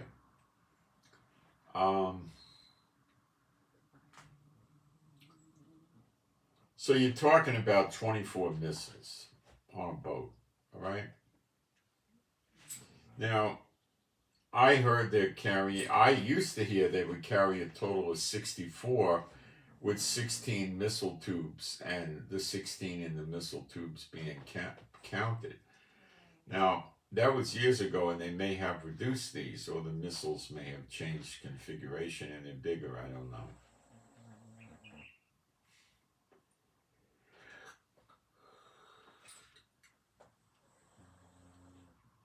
Now, so the submarines are not overwhelmed with a lot of weapons. Now, let's talk about the other ships. Arleigh Burke-class destroyers can carry more than 90 Tomahawk missiles. Now, a Tomahawk is a 500-pound warhead. It's a smart missile, very difficult to take it out, especially for these Iran-type countries.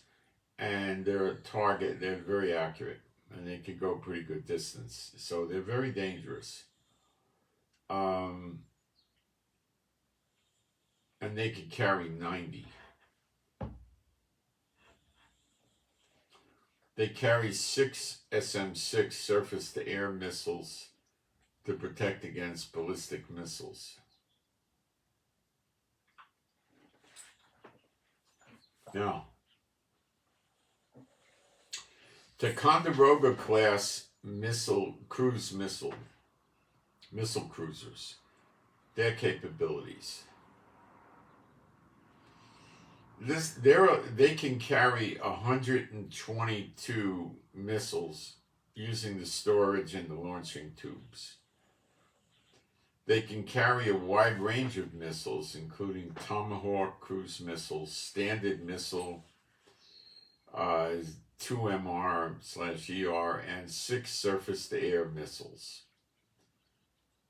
They can carry evolved Sea Sparrow missiles, that would be anti-ship missiles, which is a surface-to-air. No. The Sea Sparrow is a surface-to-air missile. And RUM-139, anti-submarine warfare. Okay. So that's a lot of missiles, 122 missiles on a Tomahawk. A lot. Now, when you add all these together with the amount of ships that America has here, you have way over 1,000 missiles collectively from the U.S. Navy fleet. Way over. That's a tremendous amount of kill.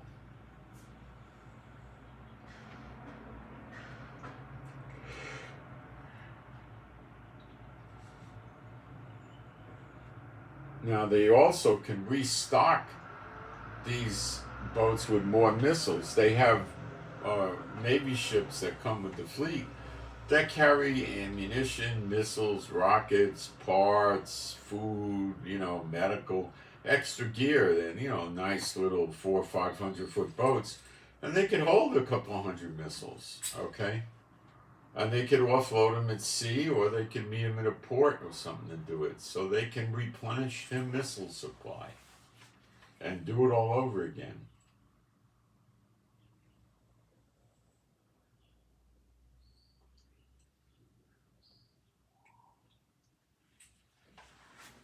All this leads me to wonder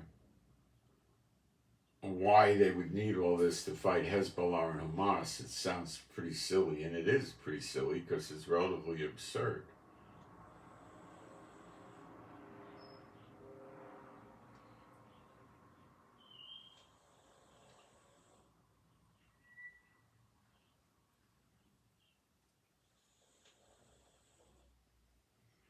What's my favorite, deer spaghetti or deer mac and cheese? I never heard of deer spaghetti or mac and cheese. They sell mac and cheese here, but it's not the Kraft. It's another kind. It's not very good. It's all right, and it just gets a carb overload going for me. So if I do have it, I would just have an amount the size of my fist or something, if even that. I don't eat it often. The way to really make it is to just, use your own spaghetti and then put your own grated cheese in there and milk, and I keep a bunch of it in the house here for like if there's a real problem and you can't get food out of the supermarkets, just as keep as a backup. That's all I do with it. The biggest thing I miss from America that you can't get here is beef jerky. It doesn't exist in Israel. I never see them sell it. Can't get it. That's a shame. I like it. The dogs love it. I give pieces to them. They think it's a cross between a bone and a meat. They love it. But they don't sell it here. So every now and then, an American or somebody will come to Israel and they'll bring me a big bag or two of it, and I love it, But you got to watch it. You got to get the kind without the MSG. Otherwise, MSG doesn't work well with me, so I don't like it. It makes things taste better, but it doesn't fit with me. So I like it a bit more without it. But it's just some of the things you can't get in Israel is beef jerky. Okay, so you see how the snare is going. Let's spend a little time on the two witnesses, and then we'll take it from there. I've done this before, so it's not, but it's worth just going through it. Zechariah 4, verse 1. And the angel that talked with me came again and waked me up as a man that is awakened out of his sleep, and said unto me, What seest thou? And I said, I have looked, and behold, a candlestick all of gold. Now, the word for candlestick, they have translation problems with this, and all these English Bible people, they don't understand the Hebrew.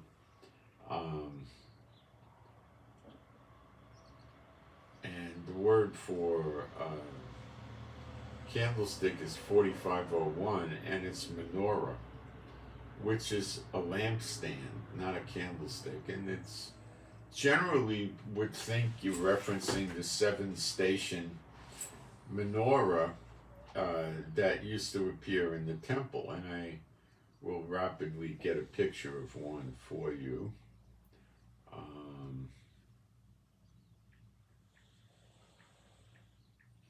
Won't take long. And it's highly relevant to the two witnesses.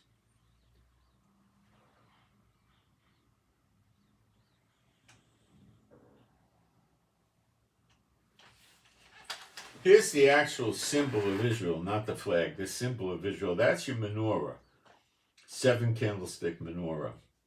And the two pieces of branches on the side are the olive trees, or the olive branch. The olive tree or the olive branch. That's the official symbol of Israel. They didn't know they made their official symbol representing the two witnesses when they did it. God does have a sense of humor. Okay.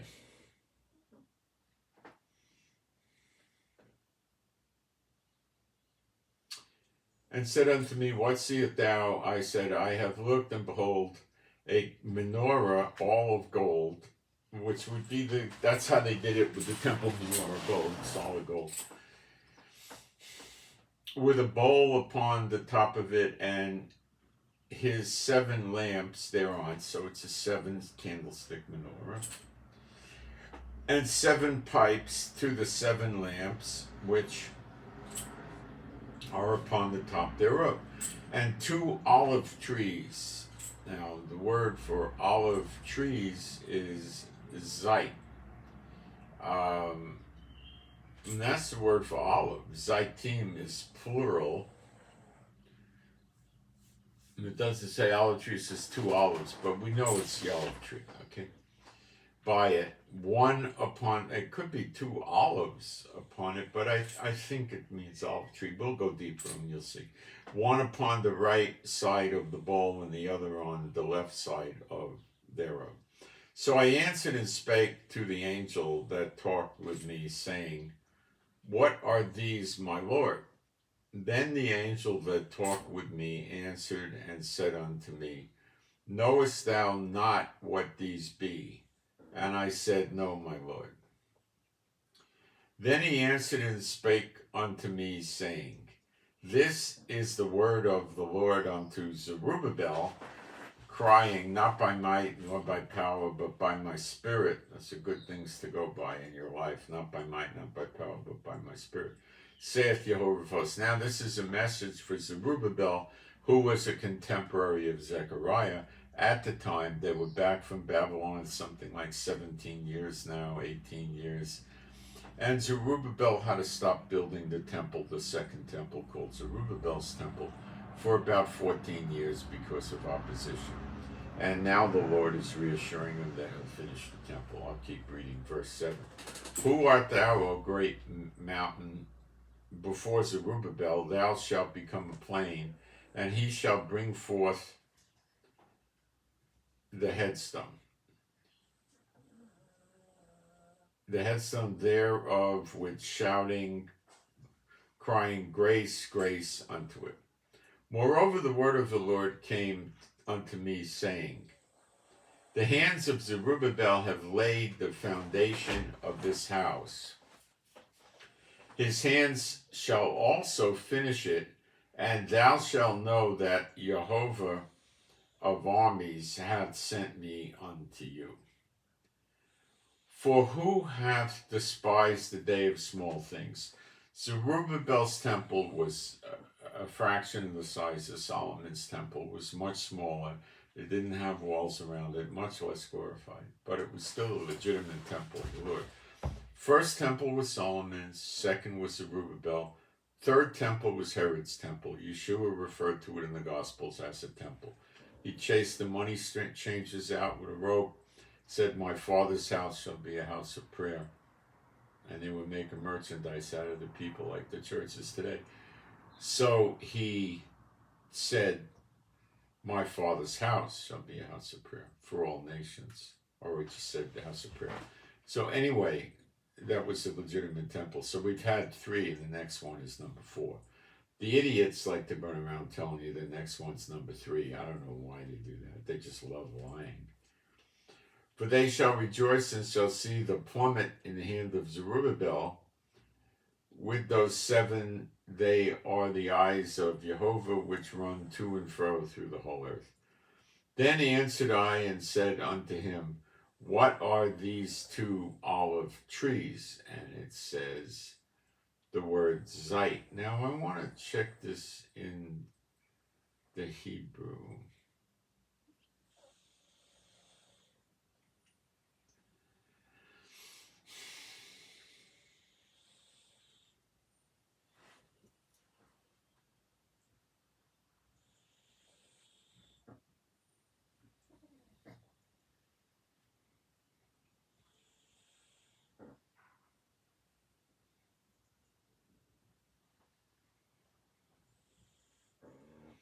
So the word reads ma, which is what.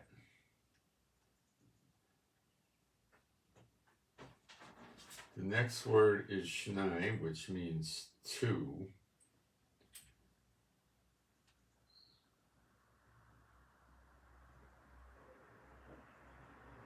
Oh, it uses the plural. It says zaitzim. It says what to the zaitim, plural for the olives.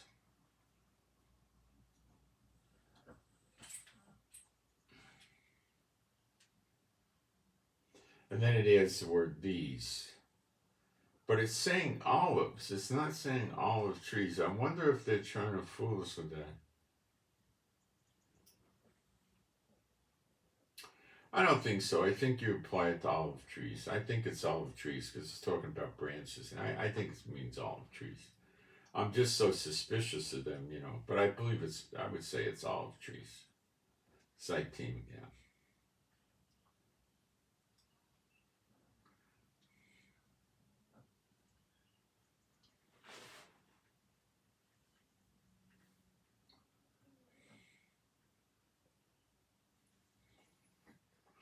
So what are these 2 olive trees upon the right side of the candlestick and upon the left side thereof? And I answered again and said unto him, What be these two olive? And now he uses the word for olives, saith, which is correct, and branches, which is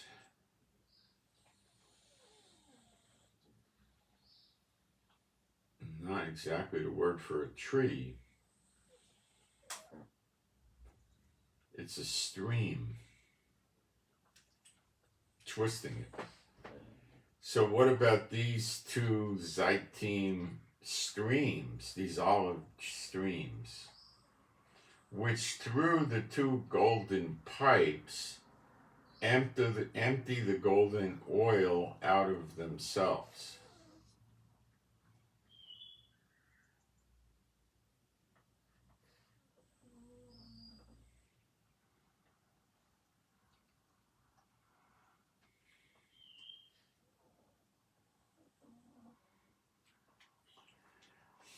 And he answered me and said, Knowest thou not what these be?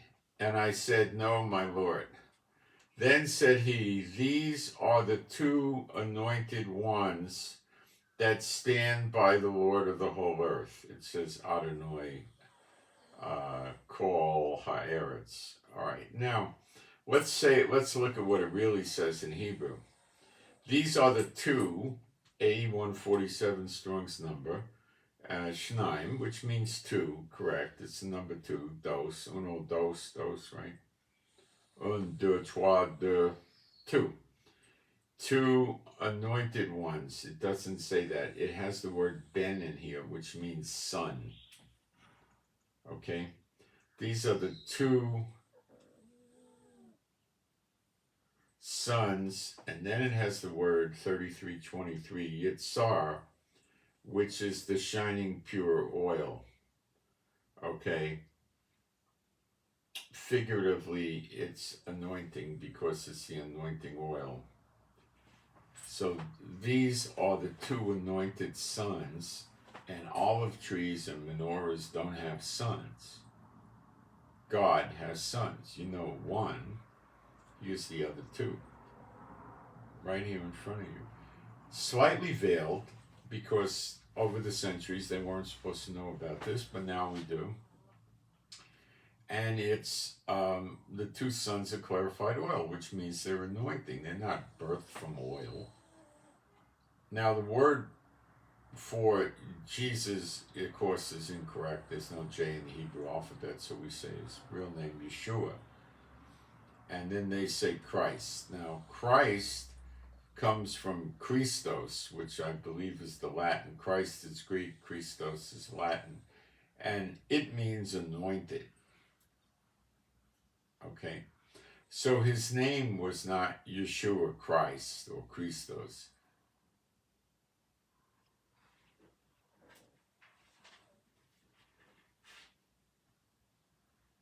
Okay, it's Yeshua. Jesus Christ means Yeshua the Anointed. The word Mashiach is the Hebrew. So they went from Hebrew Mashiach, which means anointed. It's about 104 times used in the Old Testament, maybe 3 or 4 of those times to refer to the Messiah. The rest of the time it means anointed. Okay? So he really, what it's saying with Yeshua HaMashiach is Yeshua the Anointed. And here you see the brothers that are going to sit on the right hand and the left hand, Yeshua, they too are anointed. Now, Yeshua is the firstborn son, so he gets a double portion. Okay? That's why you see these two, when they're raised from the dead in Revelation 11, they go up on a cloud to heaven, like Yeshua did. And Yeshua said, you don't go up to heaven unless you came down from heaven. They came down from heaven. Who are they? I don't want to get into this in great depth. It's Elijah and John the Apostle, not the Baptist. John the Apostle never died. I brought that out. Oh, maybe I can do that real quick. Let's see. Why not? I'm taking a break for a second, and I'm going to come back and we'll do why Apostle and Elijah are the two witnesses. I'm assumptive, you know, about Revelation 11 with the fire coming out of the mouth and calling the plagues down.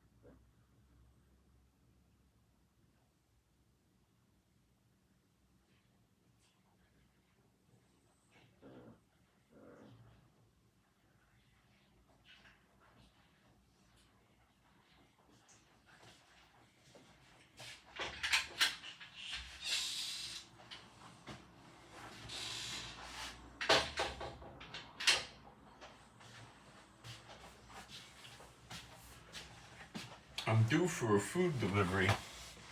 It may come over here, which will be a brief interruption. But frequently the guy is late by, he has a 2-hour window. Let me check my phone and make sure it's functional. Sometimes this thing goes on airplane mode and other stupid things. Try to keep the house stocked with food in these days because they run out of stuff every now and then. I think we're good.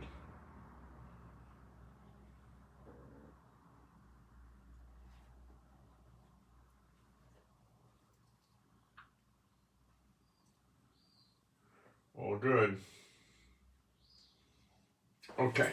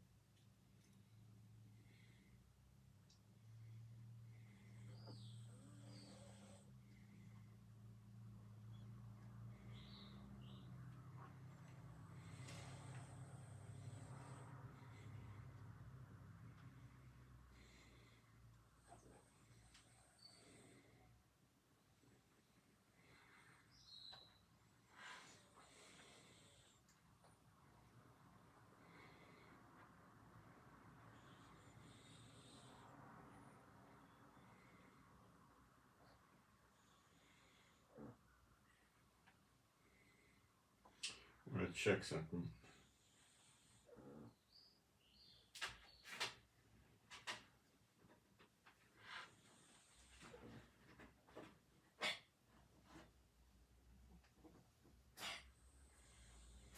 Chief, don't load up on me, please. We don't want barking.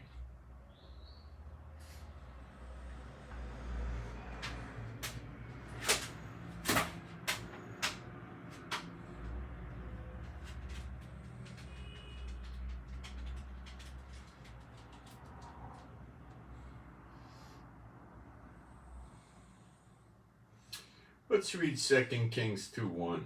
And it came to pass when the Lord would take up Elijah into heaven by a whirlwind, that Elijah went with Elisha from Gilgal. And Elijah said unto Elisha, Tarry here, pray thee, for Jehovah hath sent me to Bethel. Bethel is not Bethel, it's Beit El. Beit means house. El is God's name, so it's a house of God, but they like to call it Bethel. And Elisha said unto him, As Jehovah liveth, and as thy soul liveth, I will not leave thee.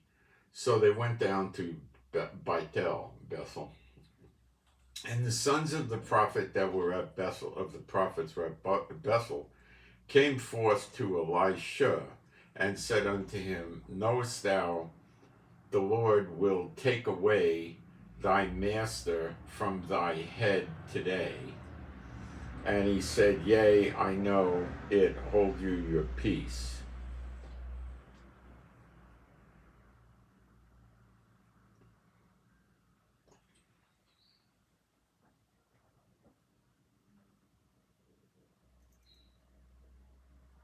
Elisha is really, they got it pretty close. Elisha is actually rather close to it.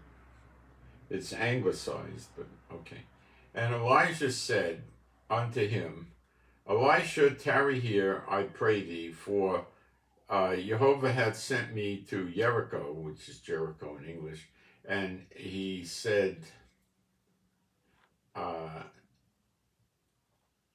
As the Lord liveth, and as thy soul liveth, I will not leave thee. So they came to Jericho, and the sons of the prophets that were at Jericho came to Elisha and said unto him, Knowest thou that Jehovah will take away thy master from thy head. And the word for head there is rosh, which is from more like, it could mean head, it could also mean like your master head, something like that. Like, the Jedi Knights, yes, master, something like that, And he answered, yea, I know it, hold you your peace. And Elijah said unto him, tarry, I pray thee here, for Jehovah hath sent me to Jordan. And he said, as the Lord liveth, and as thy soul liveth, I will not leave thee.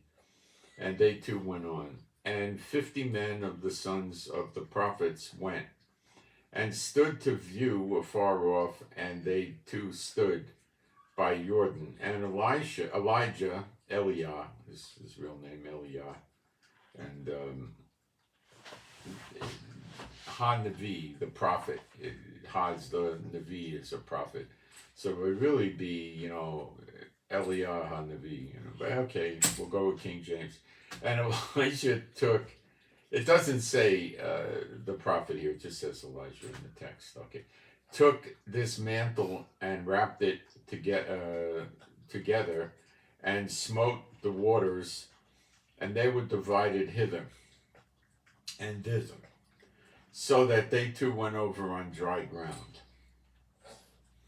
See the power he had? God doesn't give this kind of power to other than the two sons. This was Elijah, who, as you'll see, went right back up to heaven after his time here on earth then was finished, but he never died. Selected unto man to die only once. He'll come back in the same type of form, born of a human. You watch. He's already here. And so is Apostle John. They're waiting for the light to go green. And when the light goes green, you're going to be so happy. You have no idea how happy you'll be. Okay. And it came to pass when they were gone over that Elijah said unto Elisha, ask what I shall do for thee before I be taken away from thee. And Elisha said, I pray thee, let a double portion of thy spirit be upon me. Now,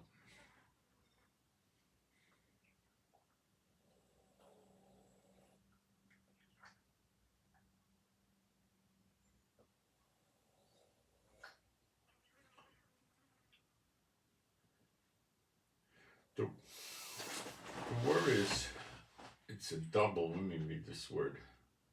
Shneim, 2 times. Pay, mouth. It's 2 times mouth. Should be ruach of ruach. Yeah, double portion spirit. Oh, hold on. We lost the internet for a second because I think we did because my battery was running out, which I can fix with the cable in a moment. Very easily.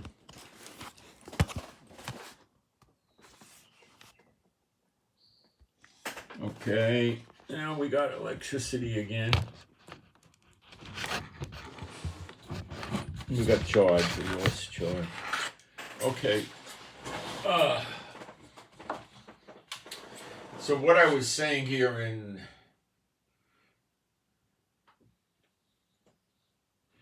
verse 9 of 2 Kings 2, it says, and Elisha said, I pray thee, let a double Shneim, a 2-time pay, that means mouth, of the ruach, of the spirit, be upon me. So I imagine it would be a double portion of spirit is in English. And he said, thou hast asked a hard thing. Nevertheless, if thou see me when I am taken from thee, it shall be so unto thee. But if not, it shall not be. And it came to pass, as they still wept and talked, that, behold, there appeared a chariot of fire and horses of fire. Now, that's like the company car from heaven, right? Chariot of fire with horses of fire. It's not a yellow cab,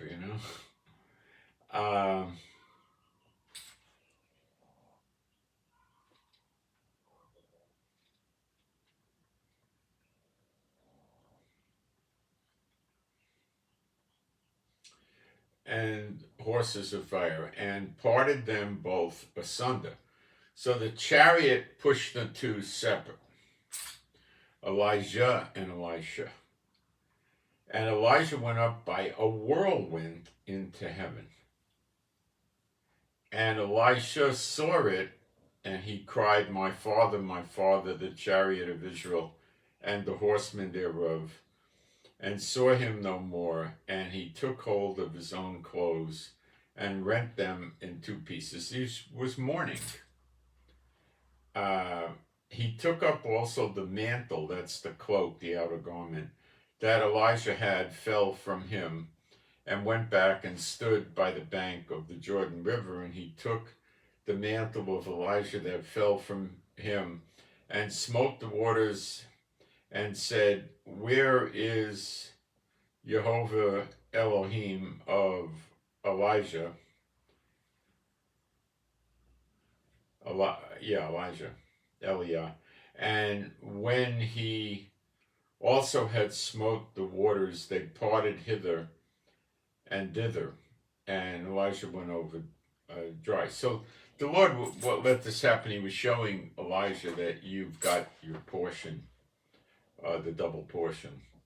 And when the sons of the prophets which were to view at Jericho saw him, they said, the spirit of Elijah both doth rest on Elisha. And they came to meet him, and bowed themselves to the ground before him. And they said unto him, behold, now there be with thy servant 50 strong men. Okay, well, we're finished with Elijah. So let me explain. When Elijah was working on the false prophets, I guess, of Jericho, and he challenged them, he said, put your, build yourself a fire, and, but don't burn it, build, your altar with the wood, and put your cut up animal on it, and ask you God to send fire down from heaven. And they sat there and they tried it. They were cutting their skin and blood offerings and every crazy thing, and it wouldn't happen. And Elijah was making fun of them.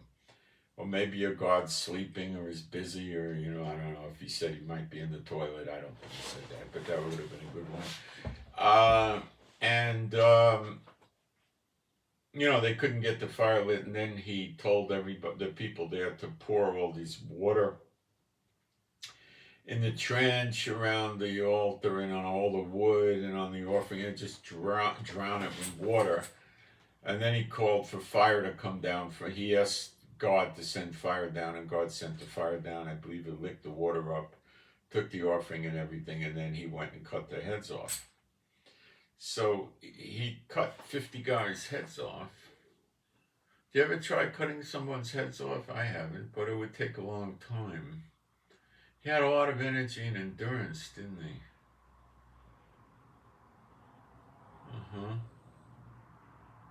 And remember, the angel came and told him, you got a big journey, eat this food.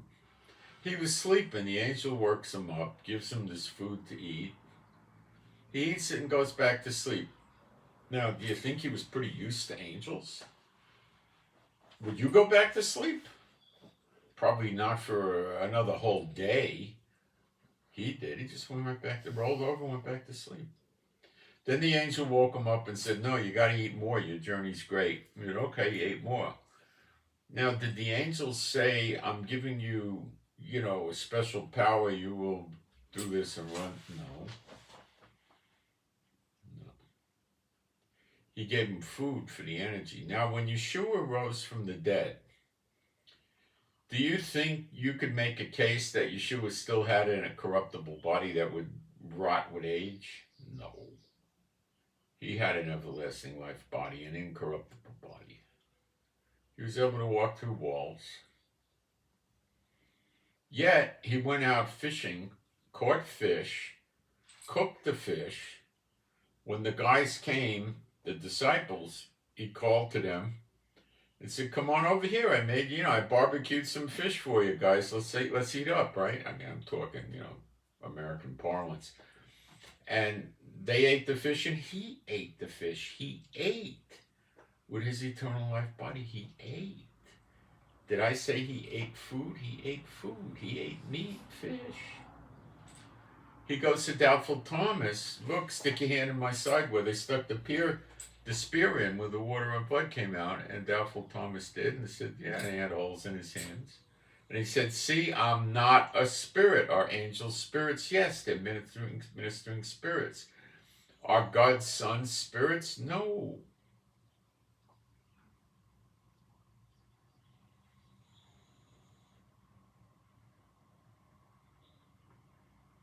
They may have come down as spirits, but when they got their body on earth, they go back up with an eternal life body. It says when you have this eternal life, you shall run and not be weary. Did Elijah run and not weary? You bet he outran the chariots. You know how fast the chariot goes? I mean, it's got to go 30, 35 miles an hour, right? I mean, the sucker moves, right? He outran chariots. You shall walk and not be weary. He had one of these bodies. That's why he went up in a whirlwind. That's why he never died.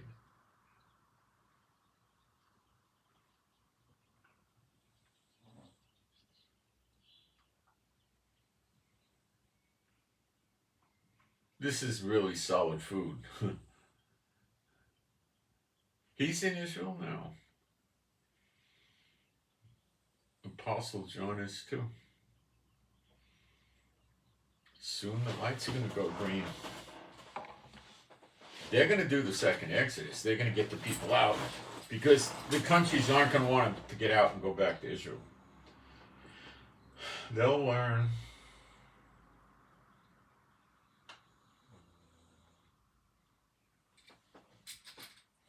Elijah stopped the rain. 2 witnesses have the power to stop rain.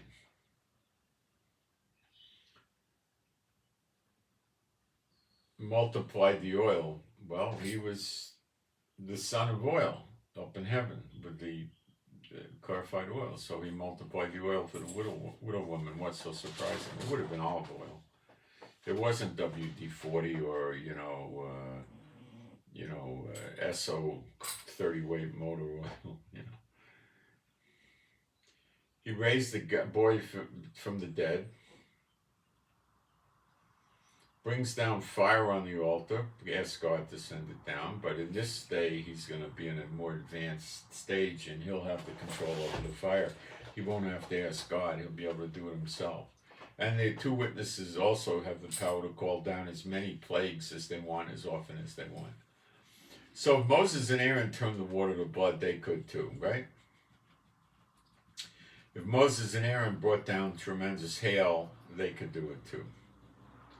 If Moses and Aaron brought, I don't know how many frogs on Egypt, but millions maybe, they could do it too. If Moses and Aaron brought the locusts down on Israel to eat up all the crops and the food, they could do it too. Could they do all these things at the same time? You bet. Could they disable the weapons? Why not? Think God can't do it? If you could turn water to blood, kill the firstborn, put boils on and bring the frogs in and all, you think they can't disable the weapons supernaturally? Why would you think that? Do you think God doesn't have that power?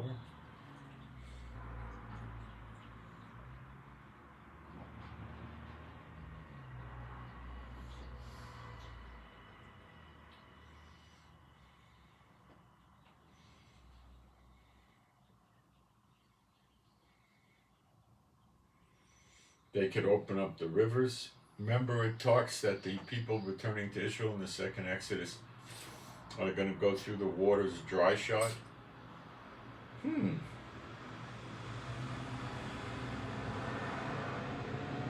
ever think maybe the 2 witnesses will be responsible for that?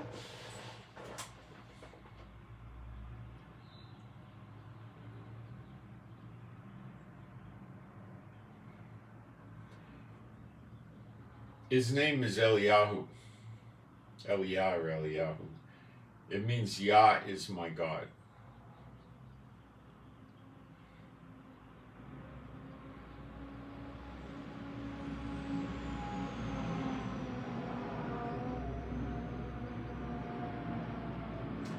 In John 1:21, John the Baptist was asked if he was Elijah, and he said no, plain and simple, because he was not.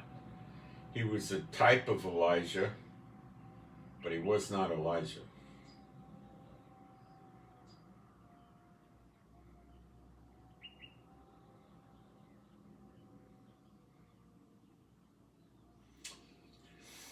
Yeshua, when he died, he was the first fruits of the dead, and the people came out of their graves at that time and were alive and showed themselves to many. That's a resurrection from the dead.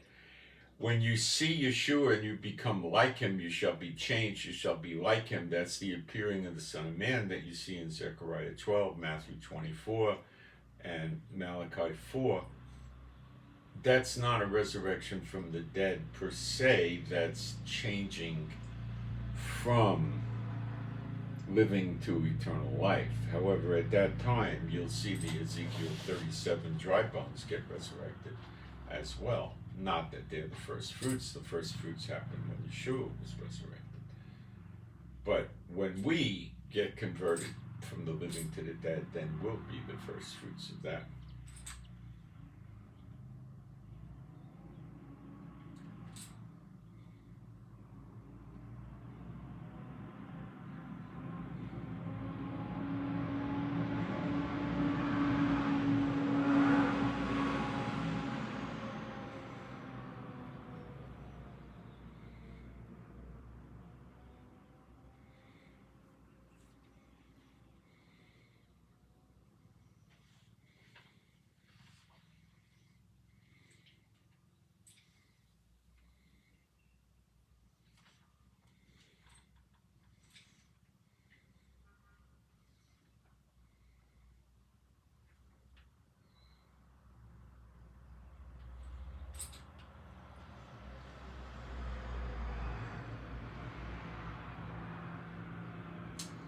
John 13:23. Now there was leaning on Yeshua's bosom,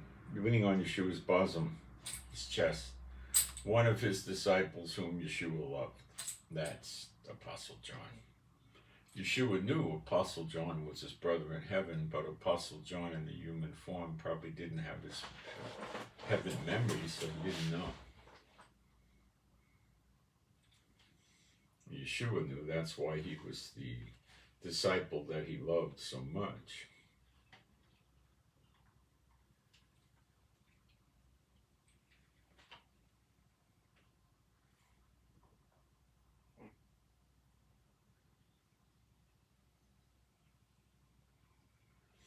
When Yeshua therefore saw his mother and the disciples standing by whom he loved, that's John the Apostle, he saith unto his mother, Woman, behold thy son.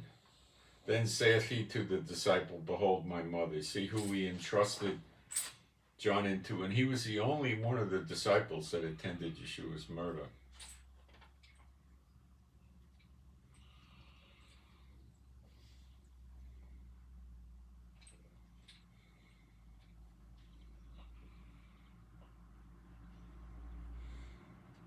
John 20, verse 2. Then she runneth and cometh to Simon Peter and to the other disciple who Yeshua loved, that's Apostle John, and saith unto them, They have taken away the Lord out of the sepulchre, and we know not where they have laid him.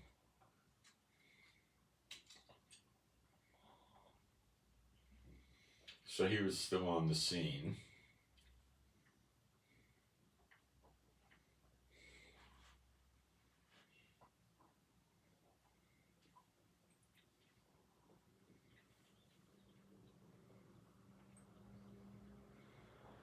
John 21:7.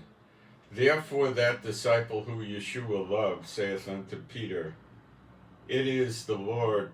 it is the Lord. Now, when Simon Peter heard that it was the Lord, he girt his fisher's coat unto him, for he was naked, and did cast himself unto the sea.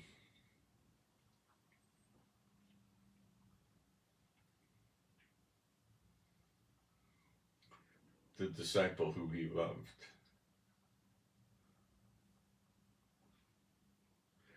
Verse 20 of John 21, then Peter, turning about, seeth the disciple whom Yeshua loved following, which also leaned on his breast at supper, and said, Lord, which is he that betrayeth thee? See, he keeps saying the disciple that he loved. That was his brother. Of course he loved him. He knew he came down from heaven.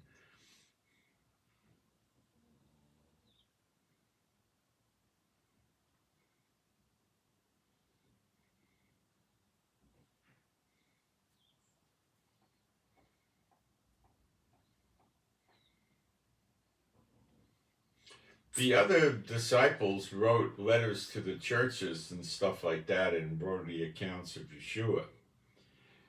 The book of John is different than the other Gospels, and the book of Revelation is very, very different. That's like the word of the Lord. Very different.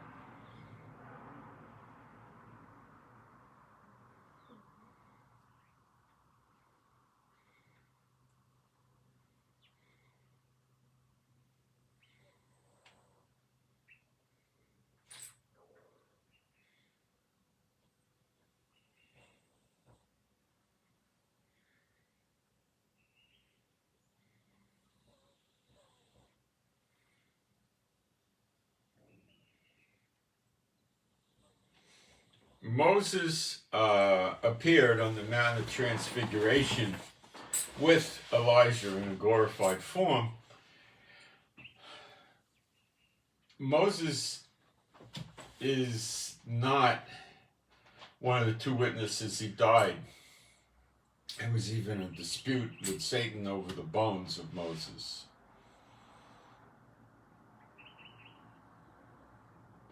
So he can't be one of the two witnesses.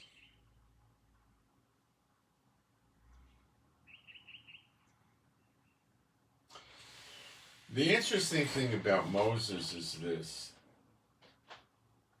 He did appear glorified to Yeshua, as did Elijah. We know who Elijah is, so that we understand.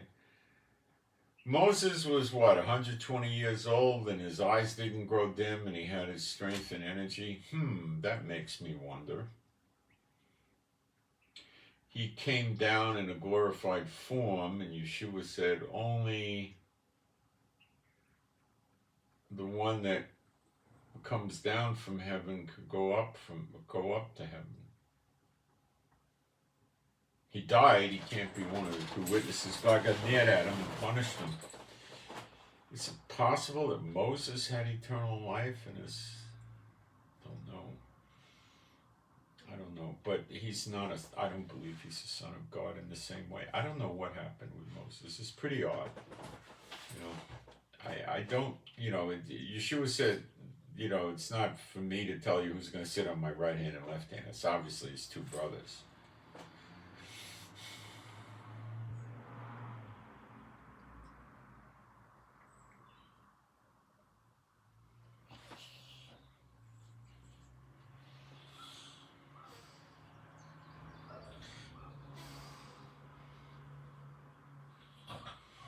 But Moses got me going a little bit, because why was he at the Mount of Transfiguration? I don't know. It could be some. I don't have any scripture support for this whatsoever. There were people that lived, hundreds of years. They didn't have eternal life. So I don't think I have anything here. Just interesting. It also says in Revelation that John has to prophesy again to many people. Okay, that hasn't happened yet. All right. Now, don't be surprised at the early stages when the two witnesses start working. If the church still exists,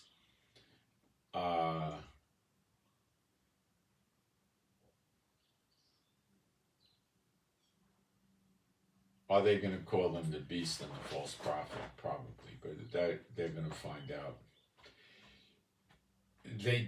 The fire doesn't come out of their mouth only for people that want to harm them or hurt them, also for people that, when you read the words carefully, people that get in their way and mess up with them, mess up their teaching and stuff like that, so they'll get it.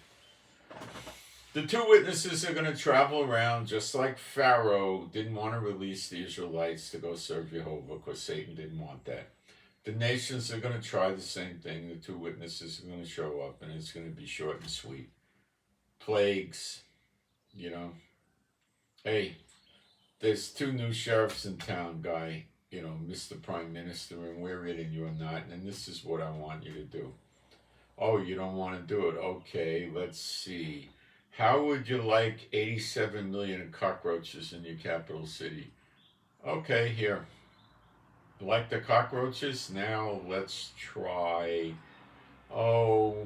67 million locusts in your public gardens, Oh, let's try a good hailstorm, but I don't think they're going to wait very long. It's going to be rapid fire. I'll give you what you want. I'll give you what you want. What do you want? What do you want? I'll bow down to you. No, well, don't worship me. And that's what they're going to be striving for. And the Israelites are going to come out with wealth and riches, just like the Israelites came out of Egypt with wealth and riches. So I send my shalom to all those who love Yeshua HaMashiach. Please pray for me and my wife Rivka. Pray for our peace, safety, protection, and joy, healing. Pray for our finances. Thanks to those that are sending offerings in. Pray for the animals and pets, and pray we don't have to go in the bomb shelters here. And I hope you got something out of this. And I'm out. Thank you.